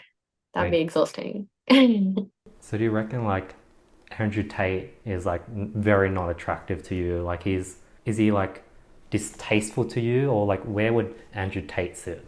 No, I actually really love Andrew Tate, except for the fact that I would never date him because of his image. Like, because he's so big, like, there's no way I would be able to go on a dinner date with him without someone interrupting or something like that. But with Andrew Tate, I know a lot of people hate on him, a lot of girls hate on him, but that's only because they've seen like the little clippets of the YouTube reels of where he says something crazy. And I was definitely like that. I was like, who is this guy? This obnoxious, bold, like, like how could he do this? But then when you actually go and watch his podcast or you actually watch the like meetings and YouTube videos fully, I actually do stand for a lot of things that he says. A lot of dudes say, I want a dude like Andrew Tate, like a millionaire, makes crazy money, all this and that. But what have I done to be the woman that he deserves? And vice versa with the guy. And I'm like, he's actually just stating the facts. And unfortunately, I don't want to like make anyone angry with this. But in this day and age, I think a lot of women, we've come to terms with the fact that we kind of get what we want. So if I want a millionaire, I'm gonna go get a millionaire. But in reality, like that's just not gonna happen, you know? Well, you'd have to be very lucky for that to happen. And for someone to slap them in the face with that reality, I think a lot of girls would definitely get upset. I definitely got upset, when I first heard about him. That's so crazy. I think you're right. Like, I think back in the days, the everyday girl couldn't bag a millionaire. Like, you'd have to be like a K-pop star, like a famous girl, and then she'll probably be able to bag a millionaire. But like nowadays, like any girl with 100,000 followers can bag a millionaire, which is, and you don't have to have any talents. You just have to look good, take good photos. And then now, I guess if you're like a K-pop star, if you're like Lisa from Blackpink, she's bagging billionaires. She's like dating the son of Bernard Arnault, who like owns LVMH. So like, man, guys are fucked. Like guys, like if you aren't, like if the average guy isn't like making a ton of money, he's sort of screwed. And Andrew Tate, I guess, talks about this, and you're sort of like really confirming it. Yeah. Yeah, it's definitely the case. oh, But yeah, you do have to remember back in the day as well, it wasn't just the fact that these girls didn't have an opportunity to meet millionaires. They also just didn't see it. They didn't have social media to like see this girl and that girl getting spoiled by the millionaire husband. They just had the people around them, just average people. And unless you were surrounded by millionaires, chances are you weren't going to marry a millionaire, so you didn't think about it. Yeah. And I think the Andrew Tate metaphor of like people seeing clips, and then when you actually watch him long form, you're like, oh, this guy's actually like a good person. And I wouldn't be surprised. Like, I think this is a great example where like people probably have preconceived perceptions of you, Tina, but then after watching this, they're like, oh, wow, she's like a very nice, likable, smart girl. Thank you so much. That means a lot. You're like really disciplined. Like, you've been doing streaming for like a whole year straight. And like, it's so, like, people would often give up, right? Like if you're streaming for 2 3 months, you only have 20 30 viewers and you're not making money, most people would give up. But you've been so consistent. You have like a foundation for like, I guess, business acumen, I guess, somehow. Maybe because your dad's a business teacher. Maybe. You just have to like it. I genuinely liked streaming. And like I said before, having a platform where I can talk to everyone at once was Mm, actually like a bit of relief. Is a bit of like a time off where I get to game, still chat, still do what I love. And it's like for me, streaming, I knew I wasn't going to make like a lot of money. That's the end goal, but that's like years from now. I didn't expect to suddenly become a big Twitch streamer overnight. But it's fun. Like sitting here, learning how to play games, and my chat teaching me how to play games or teaching me how to do all these things. It's so fun. And I feel like they have enjoyment being able to teach someone something that they feel passionately about. Because I'm not a gamer. I've never owned a PC. It was the first PC that I had. My chat went from watching me figure out how my mouse worked to like me playing games and being like a gamer girl. So they saw that sort of journey, that transition, and I think that's what people like to follow. So it's kept a lot of the day one supporters here, which I'm so grateful for. And I think that's a big thing, having people who support you. I had people day one who supported me, who taught me things about the stream, and they've stayed until now. And for me to suddenly end stream, I know that they wouldn't like it. And I know that it would take a sort of routine out of their day or week. And yeah, it would for me too. It's a routine now. Yeah, I was gonna ask because like streaming is hard. Like when you have 20 viewers or when you're making only $20 after a 5 hour stream, it's hard not to give up. Like, have there been moments where you're I don't know, I haven't seen any growth. I don't know if I'm gonna grow. I'm seeing these people. Like maybe I'm not special. Like, did you ever have those doubts? And like I guess now it's probably less because you have like $1,000 days and you've had those wins that are like, okay, maybe I have something here. But how long did it take to get to that point? And did you ever wanted to give up to get to that point? I think for me, I don't think I really had those days that often, to be honest. I really lucked out being able to hop on Jason's stream so early on into my streaming career. And I think that really boosted it and that gave me the confidence that, oh wow, like someone like Jason is willing to collab with me, like to have me on his stream. So there's so many more possibilities out there. And I just kept going with it. And getting $20 like from a 5 hour stream, I would like people, I don't understand why you'd be discouraged. Like that's so exciting. You got to game for 5 hours a day and got paid for it. Like that's something so exciting. So I think it's just depending on how you look at it. I see some people who are like, oh, you don't even get paid minimum wage, but most people don't get paid at all to game. that's a good point. So it just depends. Yeah, because I think I was sort of thinking about it like even with my podcast, I've been doing it for like 2.5 years. And like I only recently got monetized. Like my YouTube channel hit 1,000 subscribers recently, and I was making no money. I was actually making a loss because I have an editor, I have a podcast outreacher, so I was just losing money every single month. But I think the fact I was able to connect with amazing people, learn so much, have cool conversations, connect with cool people, made it worth it for me, and I really enjoyed it. I guess that just shows I'm not a streamer because if I was streaming 5 hours a day playing games and no one watched me and I was making no money, I probably would have given up. So maybe it's just, yeah, maybe I don't enjoy streaming, but I enjoy podcasting. I don't know, yeah. I think with anything, when you're an entrepreneur or you go off on your own, you do realize that you have to lose money in order to like, you have to invest it. Investing is a huge thing. As a creator, on your phone, so like on my phone, like I don't even have that many people messaging me, but I turn off all notifications because it would just be too much like seeing notifications from different platforms and scrolling down and seeing so many emails and messages from WhatsApp, Instagram. Like, are your notifications on and is it just constantly buzzing all the time? Not really. I actually don't I feel like I don't really get the that many notifications. My notifications on Instagram, which is definitely where I get the most amount of messages, is completely switched off, you know? And that just helps me ignore those and prioritize my OnlyFans subscribers. Makes sense. I feel like I do get a lot of emails that I don't always look at. But other than that, maybe like Twitter occasionally, but it's not too hard to keep track of it. Before I had my OnlyFans and I was trying to respond to DMs that people were sending me, it was very stressful. But No, with the paywall, it's really it's cut down. I'd say 90% of people who are in my DMs, which is a huge amount.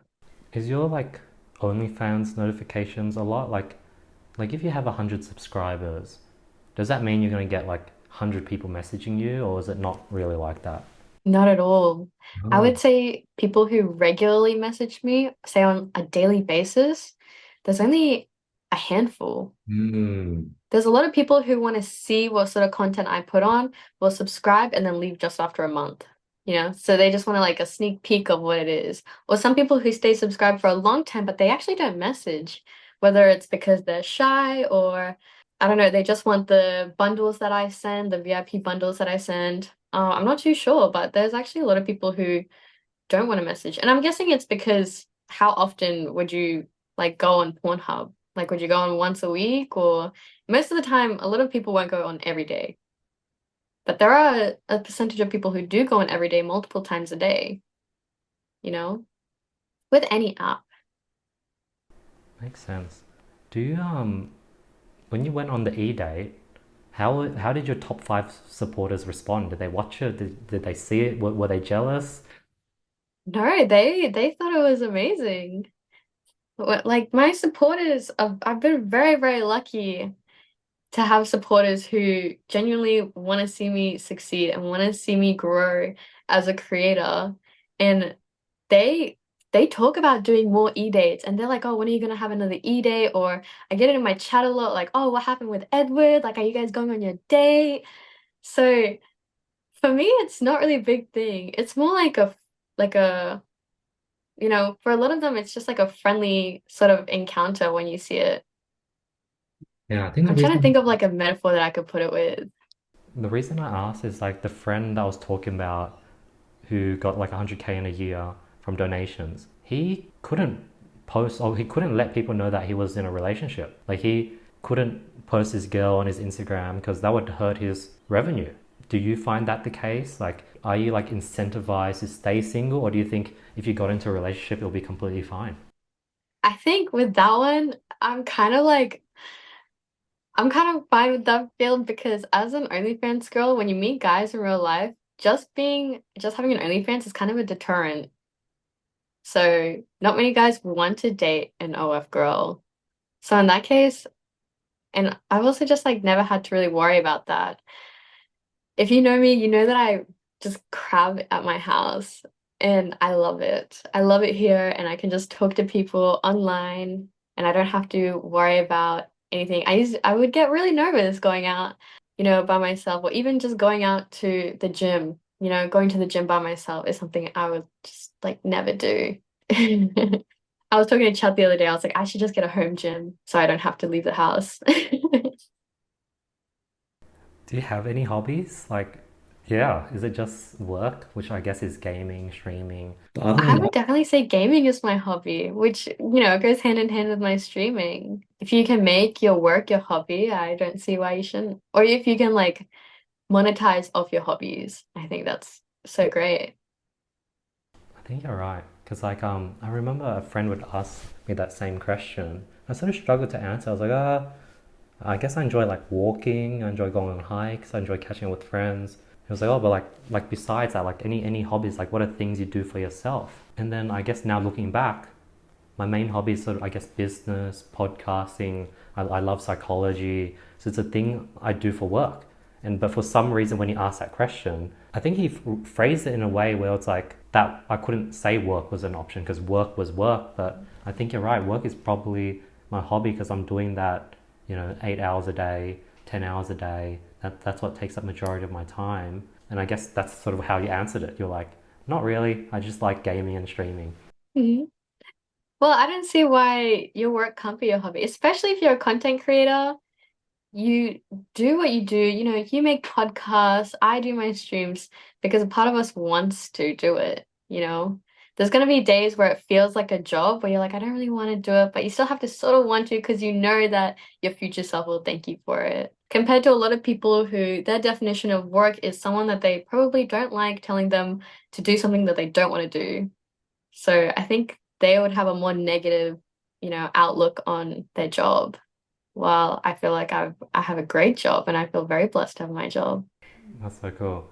How does it like if I was an OnlyFans guy or girl and everyone I talk to, I'll bring that up and they'd be sort of like they'll be shocked or so they'll like that would hurt my feelings. Like I'd feel pretty isolated and lonely if everyone I talk to like viewed me in that way. Like, is it hard? I think at first that was something that worried me, but a lot of the time, like when I meet people, if it's at like a birthday or something, we don't talk about work. I very rarely ask people, oh, so what job do you do? You know, I'm more likely to ask, oh, what are your hobbies? Like, what do you do for fun? I don't really ask that, but when it does come up, I found that there's actually a lot of supportive people. I don't know if you'd say supportive. I think you'd say really like curious people. They want to know how I got into it. They want to know what, like, obviously, like if how much money I make, or if I'm a millionaire, or like the weirdest request. There's a lot of questions that get asked, which I'm not like opposed to answering, and I think it's like pretty cool. It's cool to have a different sort of job, but definitely there are going to be people who don't agree with what I do, or think that my job is like less of a job. I'm not really sure how you'd put it. But those people also won't say it to my face. You know, if I see them in person and tell them that I have an OnlyFans page, they're gonna be like, oh, okay. And that's about it. No one's really gonna come up to you and be like, oh, you make podcasts like YouTube videos? Oh, that's not a real job. Like that's kind of weird. No one really says that to your face. And in the OnlyFans space, there's things I've been seeing around called like OnlyFans agencies where like what do they do? Like I heard there's like agencies that like go into your account and they reply to your messages on your behalf. Like, There apparently are that's a people thing. like that. The thing is, OnlyFans also has a bot that you can use to respond. What? Yeah. So when someone like first subscribes, you'll get like a automated message of like, "Hi, how are you? Like, these are my details. This is what I do," kind of thing. Like, "What's your name? What do you do?"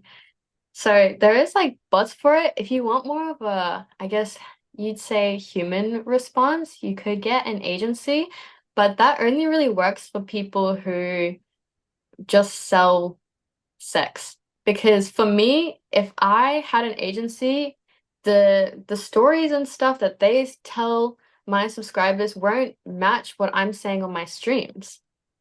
So there's going to be a conflict there.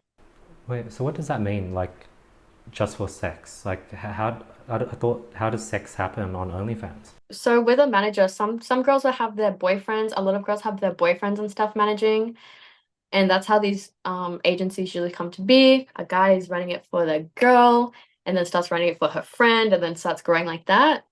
So I've definitely had a lot of agencies reach out, but it's how do you say? It's more like if a guy comes on to her platform and asks, and these are like girls that have thousands of subscribers, a number that's impossible for one person to keep track of. A guy asks for, hey, I want to see you in red lingerie, sucking a dildo, or something like that. And it's his job to go find it and then send it Oh, so she'll so have that to she do doesn't have to oh, do that work. So when you say go and find it, does that mean she has a bunch of pre-existing photos for a bunch of reoccurring requests that many people would request for? Yeah. Wow. Yeah. If it's something new, if it's something different, then it would become like a custom that she has to make, but she'll take care of those custom herself. mm, Okay, but if it's guys, especially guys who don't really want to talk to her, who just want to see like a specific sort of porno or something like that, like a custom porno, I guess you could say. Guys who want to see some of those, then they could just like request it and someone sends it. It's sort of like I don't want to say a vending machine for porn, but where someone can just like choose it rather than her standing there at the counter selling each individual thing. Huh. So you're saying that an agency is only worth it if the OnlyFans creator is like in porn because she has more requests or she's bigger in Yeah. that sense because porn OnlyFans creators have way more subscribers. Exactly. Oh wow. For sure. Like if I was in that category, I've seen some of the messages and some of the girls, and I just would not be able to keep up, you know? And having someone who has organized all of your photos so that, okay, here's a folder for you in with bunny ears, or here's one with you in a Santa Claus outfit, and they've categorized everything and they organize everything for you, and they're able to find things quickly, post it, makes her life a lot easier, compared to her getting a request. Because if you have hundreds of thousands of subscribers, she's probably getting at least 100 requests a day. Like that's the bare minimum. It's realistically it'd be more like 1,000. So there's no way she's going to be able to go through all those, create customs, 1,000 customs a day, and post them. Like that's just unrealistic. So with an agency, it just helps automate it. Wow. Yeah, from what I've seen, And that's like, definitely the case. Right now, since you have your line, does that mean you're getting a bunch of requests that you just turn down or you don't reply to because it crosses that line? Or do people not, Yeah. or is there like a rule where it's like, hey, you can't request this? No, I do get a lot of like just random requests for like some crazy stuff, and I just have to say no. I don't do those requests. um, And it's pretty much ends there. Yeah. But with agencies, I'll just have to say no to them as well because I'll be like, oh, like I'm not really in that sort of category. Like I really want to focus on getting to know and like knowing these people, which generally that's not really the money making aspect of OF. If you want to make money, like you want to sell sex, like to the fullest capacity. So I have to say, no, I can't. Like, I see like all your girls do porn. Like, that's not really my niche, but I appreciate your offer and sort of have to reject it like that. Really? So that means you are on a daily basis seeing how much money is being left on the table. Yeah, but at the same time, it's like if someone comes up to you and is like, oh, I'm going to give you this job that pays you $1 million, you know, but you have to do something you don't want to do, and it's going to be on your permanent record. It's going to be there as a reminder every single day.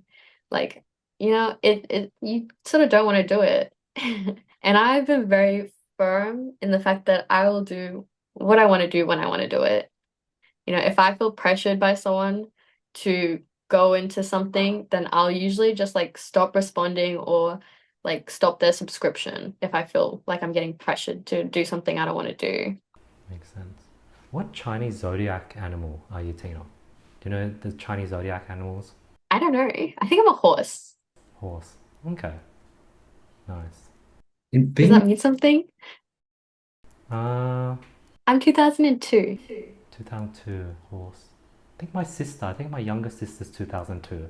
Wait, actually, no, I'm 99 to 2000. Yeah, 2002. Okay, so you guys are the same animal.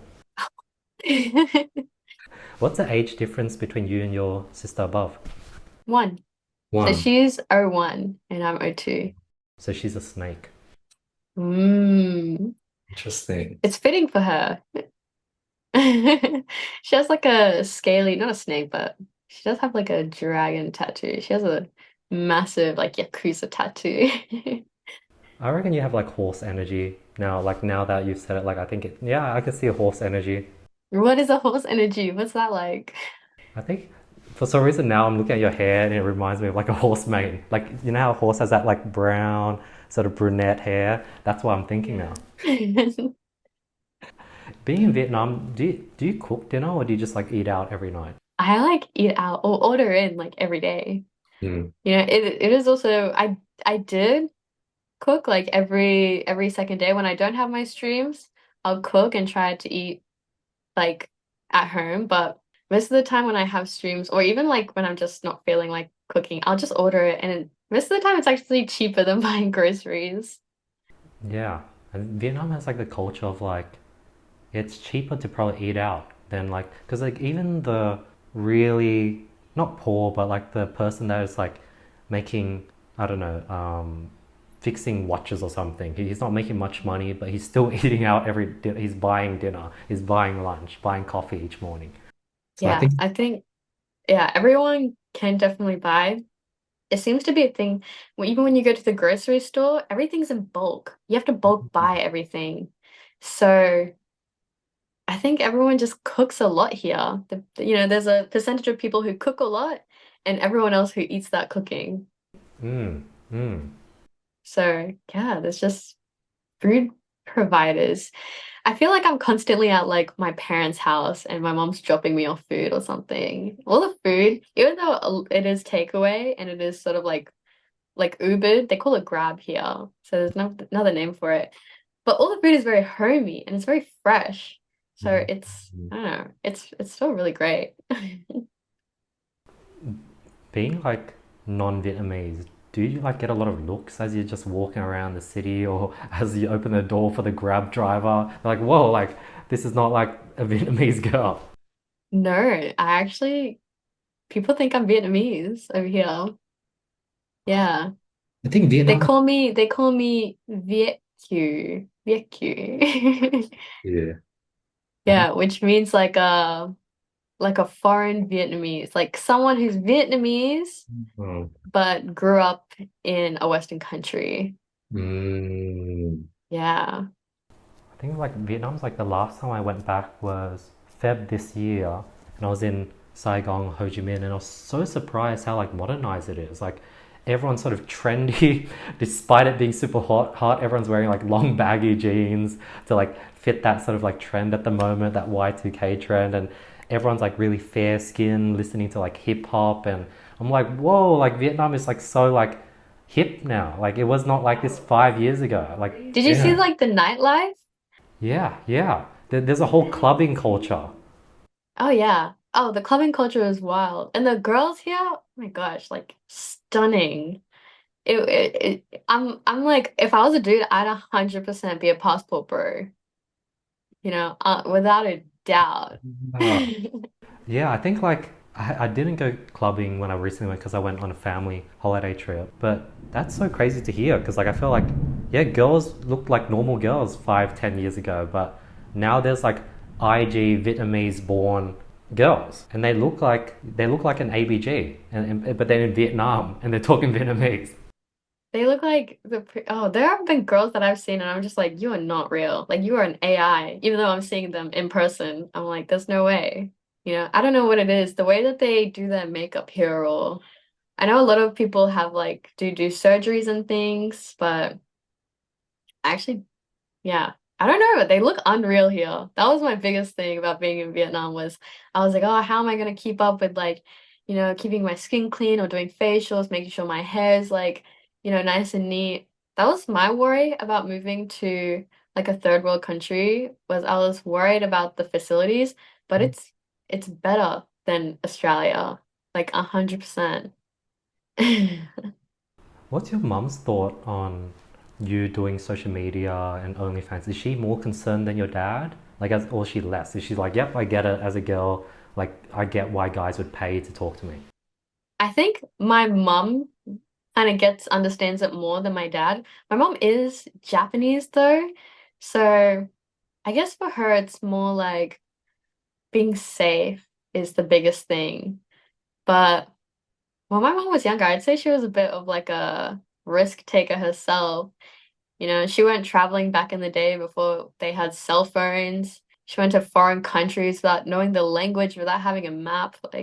So she loves the fact that I have a job that I can travel with. I think that would be her biggest worry is if I was stuck in the same country or like only went to Australia and Japan growing up my whole life. Because there's so much of the world to see, and I think spending it in one country was more than anything like the biggest worry for my parents. And of course my safety. Safety is a priority, but they were like, you need a job that lets you live life. Yeah, I wanted to quickly ask you. Like, I saw this video of this white guy in Japan, and he talked about how in Japan, like, I think he went home with a girl, and she said, "Stop, stop, stop," as they were like making out or something. And then he stopped, and he retold this story to his Japanese guy friends at work. And they're like, "Dude, like, you should have kept going. Like, that's what Japanese girls do. They keep saying stop, don't go further." But that's actually them telling you to keep going. Is that does that ring a bell at all, or is that? I think there is definitely a big sort of kink for a lot of Asian girls, and we call it um like CNC, consent non-consent, Ah, which is a bit confusing, but I would say that he probably made a safe option to stop when she said stop, unless it's agreed upon beforehand that she actually likes that. It's probably safer to stop when a girl says stop, because even if a majority of the girls like it that way, there's gonna be a percentage of girls who mean it when they say stop. So you can't just generalize it and think that it's okay. And you also have to be careful because a lot of Japanese guys are actually like assholes who there's not a big like the dating in Japan, I hear is very bad. Have you seen that guy on TikTok that does the interviews in Japan? And Yeah. he's asking these guys to talk to these girls, and these guys are just freezing up. They just don't know what to say. But then they're watching all this Japanese porn, and they're like low key, maybe like they would rape a girl if they had the opportunity, or not rape, but like they would like sort of like force a girl into submission if they could. But then in public, they're like freezing up. I'm like, what's happening here? You're like, you want to be dominant, but then you're like this kid in public that can't talk to a girl. Yeah. There's definitely, I would say, with Japanese culture, that all starts because they start from such a young age. At the school, I went to Japanese school for a little bit when I was younger, and everything was done separately. Whenever there was like a sports class, swimming class, in Western places like PE and stuff, you just do it as a class. In Japan, the boys and girls are separated. During lunch, the boys and girls separate to either side of the room. So there's just zero interactions with the opposite gender. So a lot of the time, the girls don't know what they want, and the guys don't know what they want. And then when they get into adulthood, it's even harder to cross that almost like a boundary that they've made for themselves. They think, oh, we're not allowed to talk to the girls, it's forbidden because, if you talk to the girls in school, it was weird. So I think that it starts off young, and then that's why they don't know how to talk to women when they're older. That makes sense. That's so cool that you did Japan. Did your sisters also do Japan? Were you born in Sydney and then you did Japan when you were a bit older? Did all four of you guys stay together? So we were all born in Cairns, yeah. and then we just went back to Japan every year. So Wow. every year, we'll spend the year saving, and then at the end of the year, go as a family, go to Japan, go to my mom's hometown, which is really rural. It's like this small little fishing town down the bottom of Japan. And then we'd go there, and we would go to school because their holidays are very different to us. They don't really get much of a holiday. And they would just let us go to the school as non-official students.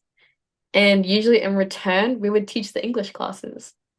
Oh, which country are the guys most intimidated talking to you? Is it in Australia, Vietnam, Bali, Japan? Yeah. I would probably say Japan. Mm. Japan, the guys are just a bit more inexperienced when it comes to girls. To be fair, I haven't gone to a lot of countries, but I'd say the most confident guys is probably in Bali. In Bali, it didn't matter if it was in a nightclub or if it was in just plain day and you're walking down the street. If a guy came up and approached you, it's not surprising. But in Australia, usually if a guy's gonna hit on a girl, it'd be at a club or, if you guys went to an event or something and you saw her at the event. But in Bali, it would be you could be by the pool, at a gym or something, in the lounge area of the gym, and they would just talk to you there.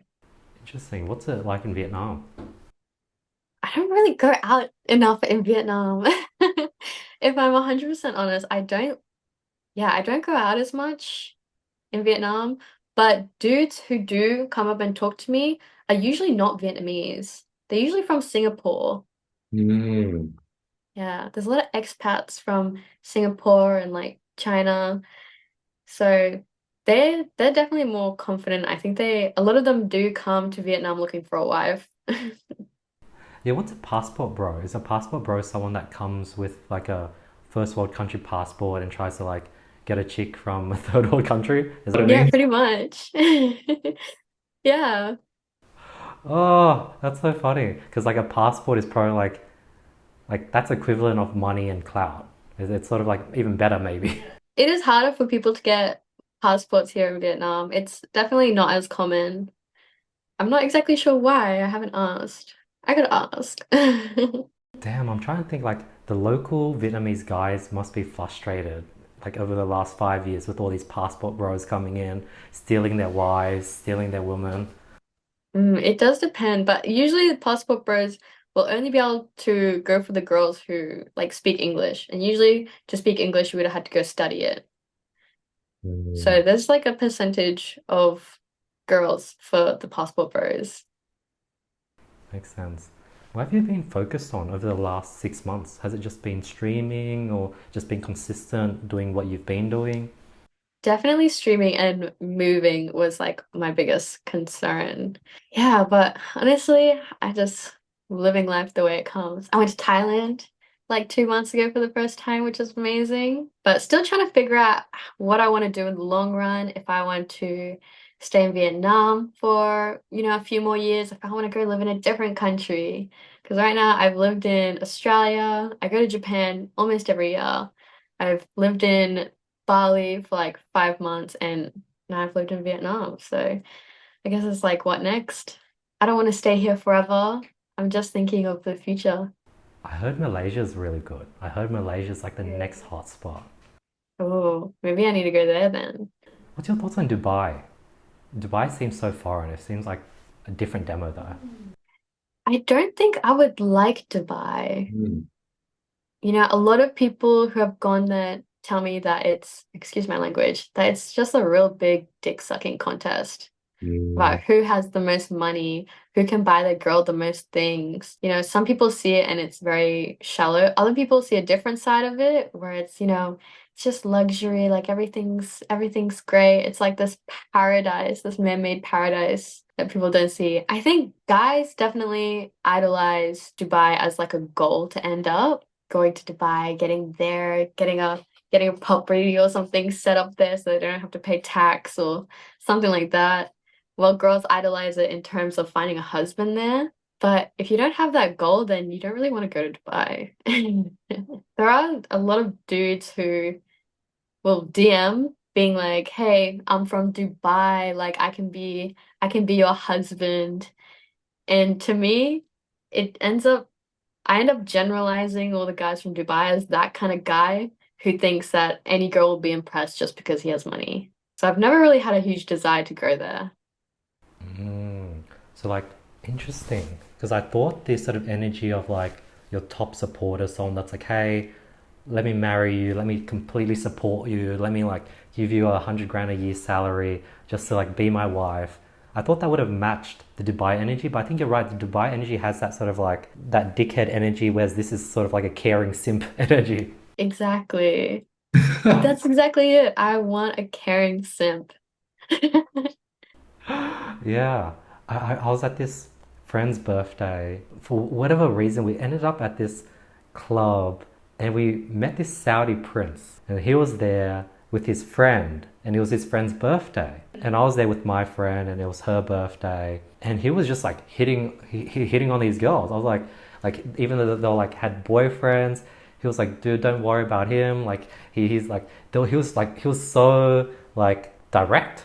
Like he wasn't even being like coy with it. He was like, yeah, like your boyfriend's drunk. Like we should just drop him off and you could come back to my place and we'll keep partying. Like it was that direct. And like I think the boyfriend might be like just 2 people away.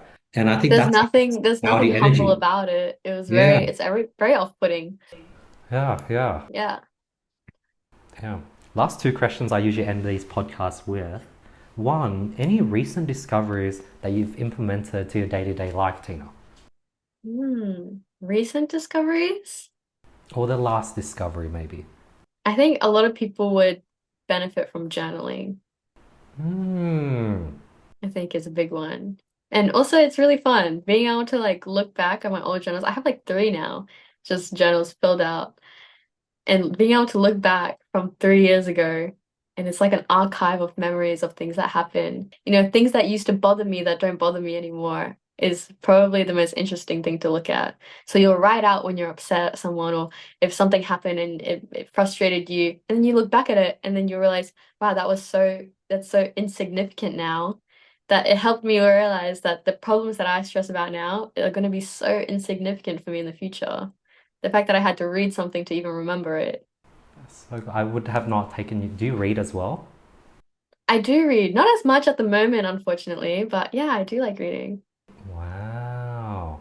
Something I've been doing recently over the last week is I've been using ChatGPT. They have like that voice feature where you can just talk to it and the person talks you back and forth, and using it as a therapist.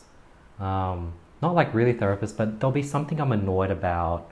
I know I'm annoyed at that person. It's probably more of an internal thing.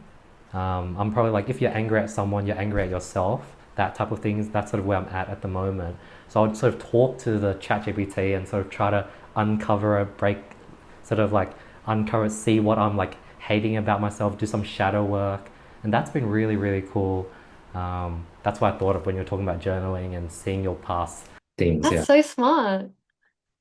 Mm, Yeah, I have to try that. Letting it out definitely helps. And feeling like you're getting a response also helps. Yeah, and like I could, for example, I follow this author named Ken Wilber. He's really smart. And I'm like, hey, could you one, be a therapist as if you're Ken Wilber, using his sort of framework to help me talk through this current thing I'm annoyed about. And it was sort of be Ken Wilber. So I'm like, and Ken Wilber is like a really unreachable person, but I can get a chat GPT version of him to be my therapist. That's so smart. I have to remember that. I have to try do that. I want to talk to Liz, Wizard Liz. That'd be so cool. Yeah, yeah, but like, hey, ChatGPT, can you please be like Liz the Wizard and give me some motivation right now in her tonality, because right now I'm feeling down. And then, yeah, it will work its magic. That would be awesome. Oh, I never thought of that. Do it on stream, do it on stream. That'll be fun. Yeah. That actually is so cool. Oh, I should definitely do it with like Andrew Tate and talk to mm, them on stream. Oh, I feel like that'd be so much fun. Yeah. Last question. Any personal goals or focus for the next 6 months? That's not business related. I think I would definitely want to put my health more as a priority. mm, Yeah, right now I've just been doing what I really want to do and just doing what I really enjoy, which is streaming or, just talking to people. And I haven't done things like, just go outside for a walk. I think for the next 6 months, I really want to focus on meeting new people, just putting myself out there, going out and meeting people, especially by myself, is something I've never really done. I've always had my sister with me, but now she's in another country. She's living there. I'm living here. So I think that's going to be like a big, big step for me to take when I have that confidence to be able to meet more people and to make new friends, like real IRL friends. I feel like I have a lot of friends, but IRL friends, it's important to get out of the house. How do you plan on meeting new people in Vietnam? Are you just gonna go on like tours or any plans or strategies top of mind? Right now in where I'm living, I do actually have, I guess like she's my friend. To me, she's my friend, but technically she's my assistant. And I met her when I was house hunting for a place to live or a place to like rent out. And she was the one showing me around. Her English was great. She was close to my age. So I became like close friends with her. And even now, like the other day we went out for lunch. I said the other day, that was like 2 weeks ago. We went out for lunch and she talks to me about what it's like to grow up and live here in Vietnam, and I did the same but about Australia. And yeah, I think I'll meet more people through her because her generation, like our generation, they do speak good English. Everyone pretty much speaks English. I don't think her parents would. Usually the parents don't. But yeah, the younger generation, they all speak pretty good English. And I think you would do well socializing. I think you have like an edge where like people would hopefully naturally, hopefully they're not intimidated, but people would naturally sort of talk to you. Whereas like other people might have to like do a lot of approaching, saying hi, and really getting out of comfort zone. So you have it like I think in Vietnam you do well socializing. Am I intimidating? Mm, Yeah, I'm not. I can't like it's. Let me try put myself in like the average guy's shoe. Well, well, I'm not saying I'm not the average guy, but like let me put myself in like the person that's like in a corporate job, 9 to 5. I think if he saw you at the party, he'd be like, "Wow, that girl's really cute. I want to talk to her, but I don't have the balls to go up and say hi to her. So let me just talk to these group of guys, and fingers crossed she comes close to me where I can maybe say hi." And then by the end of the night, that doesn't happen, and he goes home regretting that he didn't say hi to you. Does that happen? Do you feel that energy, or I don't know if that's happened because, I wouldn't know if he Yeah. wanted to talk, but but I feel like maybe in Vietnam, the guys are a bit more like funny and goofy, where they don't have all those preconception of like. So the scenario I just mentioned would be like in a Western country, and that guy might be overthinking things. Like, oh, like I don't want to look stupid, I don't want to be rejected. But like a Vietnamese guy might not have those preconceptions, and he might just go up and say hi. true. All right, well, do you live in Australia? Yes. Can you rate my looks from 1 to 10? I think you're like a solid like 8.7. 8.7. See, if I asked a Vietnamese guy, like at a Vietnam club, I'd say he'd give me like a 4 5. I'd say I'm What? like really at Really? Listen, you need to go out clubbing next time you're in Vietnam. You need to go out to the clubs and see these girls. I don't know where they come. Like the whole day, you don't see them. The second it becomes nighttime, all these girls just emerge from the shadows, and they are like 9 out of 10, 10 out of 10, drop dead gorgeous girls. Like for me, I'm pretty average here in Vietnam, in the What? nightlife of Vietnam. How does it compare to Thailand? Because I went to Thailand in 2018, so I guess it's been 6 years. I don't know if I was just in the wrong area, but I was like in Phuket, and like the girls looked very sort of Southeast Asian, third world country looking girls. I actually haven't gone onto the nightlife of Thailand. I did go to Thailand, but I didn't see the nightlife. I So I see. don't think I can comment on that. Because like Vietnam, I think a lot of the really pretty girls come out at night. Mm, wow, okay. Interesting. I did not know that. Another thing I just thought of, what's Brad Pitt's wife name again? Or ex-wife? What was her name? Brad Pitt's, the girl in Devil's, Mr. and Mrs. Smith. Have you seen that movie, Mrs. and Mrs. Smith? I Uh, don't watch a lot of movies, so when it comes to okay. celebrities, I don't know. So, She's this like, damn, I forgot her name. Like, let me quickly search it up so that when I say it, even though you might not know who she is, I could just use her name and we'll add context. Brad Pitt's ex-wife. Yes, Angelina Jolie. Oh yeah, I know her.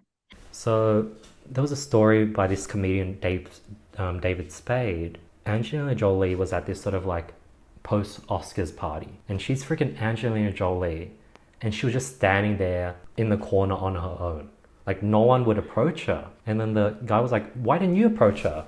And Dave was like, I don't want to be that guy that walks up to Angelina Jolie to be and say hi. Like I don't want to be that guy. And she's just, and I think what the story is trying to say is like she's like so famous. She has this aura where it's like now intimidating for people to approach her. And she's probably like the sweetest person, which is like, yeah, sad. I'm like, oh, that's so sad to hear. But then I guess like if there was like a high school reunion with like a bunch of high school friends, I have a good gut feeling that I'm gonna walk in. Like actually, I've been to a rave recently and I bumped into high school friends and I say hi, how's everything? How you been? And they freak. They don't know what to talk about. They're like, oh, how you been? I've been good, and the conversation just dies.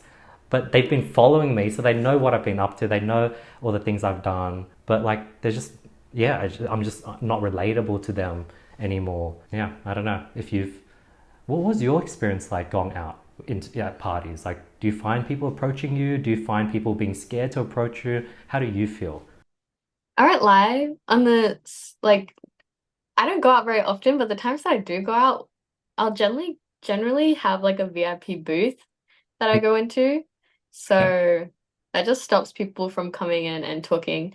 How about parties, like house parties or friends' birthday parties? The birthday parties will be at the clubs. That's why we have the Oh, booth. okay. And house parties, I don't think I've gone to a house party in like years. How about the people in the booth? Or are they usually all girls? And there's like They're no. usually like mostly girls. Oh. Yeah. Like not really many guys. Like one girl might bring plus one, like one of the guys that she's seeing, but yeah, it's usually all girls, and I do prefer it that way. I do find sometimes when I go into like clubs, it just makes me not really like guys. If I'm completely honest, a guy would just come into the booth, I know that he doesn't know any of the girls. I know that he doesn't like know me, but he'll come up and say, "Oh, so who bought the booth? Like what guy bought the booth for you guys?" And that mentality is really there, especially in Australia, actually. That's where I get it the most. It's like, oh, you pretty girls, like you didn't buy the booth. I don't know why they don't think. When we're there for a birthday, especially, it's like, of course we're gonna get a booth. I think it's very like Australian, like the tall poppy syndrome. That's like a great example of it. Yeah. Do you know the tall poppy syndrome? Okay, so the tall poppy syndrome is in Australia. We have this weird culture where like if you grow above the poppies are, do you know what a poppy is? It's sort of like the flowers. Flowers? Yes. So if you sort of grow above the poppy, people hate it and they cut you down. And Australia sort of has that energy where like if you roll around in a nice car, you're going to get more hate. Whereas in America, if you roll around in a nice car, everyone's going to be like, wow, that's so cool. They want to get to know you, and it's sort of like not looked down upon. Like Australia has a bit of that tall poppy syndrome energy where it's like who's this rich guy that could buy this table and have all these cute girls? Like fuck him. Yeah, I think there's definitely a part of Australia that is like that. Australia is kind of like that friend who bullies you for fun. It's kind of like we have that. All of our jokes are usually, making fun of someone. We're usually pretty like racist, sexist, but as like a joking way. We call people like the C word and stuff on a daily basis. So in that sense, we do definitely have kind of like a friendly bully a aspect. But I do see what you mean. When you say that, I actually think of when I started TikTok. When I started TikTok in Australia, I was 18, almost 19 when I started. And a lot of people are like, oh, that's so cringe. It's like you're walking around in a maid outfit. Like, it's so weird. And then I come over here and doing that sort of stuff is like so cool. Having a big following on TikTok is so cool. But in Australia, it's not cool until you have the following, until you have, the sponsorships or until you start making money off it. Until then, you're cringe. So I definitely see what you're saying there, 100%. Like in Australia, someone might look at your profile, and if you're verified or if you have followers, they would say nothing about it, but you can see their face change a bit. Whereas like if you're in like this happened in Korea or Vietnam or any other country, they're like, oh my god, like you have so many followers. Like they would have that. There's no ego to show love. Yeah, they don't have that like that pride that gets hurt, I guess. Mm. But for me, it's like you're only gonna have your pride hurt if that's something that you wanted to do and you didn't do. I think a lot of people in Japan, like they don't see themselves as a content creator. So just meeting someone who is a content creator, it's like me seeing an actress or me seeing a scientist. I'll be like, oh my gosh, that's so cool. I'm not gonna have any pride hurt because that was never like an ambition of mine. Yeah, that's weird. How come in Australia people see themselves as a content creator? So if they meet a content creator, it's not special. But in Asia, well, I guess in Asia you're just taught to become like a doctor or lawyer or like study. Maybe that's it. Might be. Also, there's like it's hard to make it big in Vietnam if you can only speak Vietnamese because Mm. obviously social media, majority of my followers are definitely from the US, Makes you sense. know. US and Bali actually, like Jakarta is one of the biggest cities. That's TikTok and Instagram is very big there. When you say you stream every second day, is that 3 days a week, 4 days a week? It varies. It'll jump from week to week. So it's not like a set like Monday, Wednesday. It's Oh. every second day. And what do you do on your off days? Oh, I do anything that like I need to do. Do things like make reels, edit, scheduling. A lot of my time actually doing the work is definitely around reels. Nice. Because of your reels, you're always in costumes. Does that mean you have like hundreds of costumes just lying around and you're always ordering more? Yep. always ordering more. I have a whole wardrobe of like clothes that I specifically use for reels. Clothes that are like it looks nice. It's safe enough for Instagram, but too sexy to wear outside. Nice. Do you ever like throw them away, or is it worth selling them on Depop? And because you have a following, people would buy them. I don't usually sell them. I'll usually just like give them away once I'm finished because in Vietnam I can buy these costumes for $5, $10. It's very like cheap. It's not very expensive. So it's not really worth me reselling it.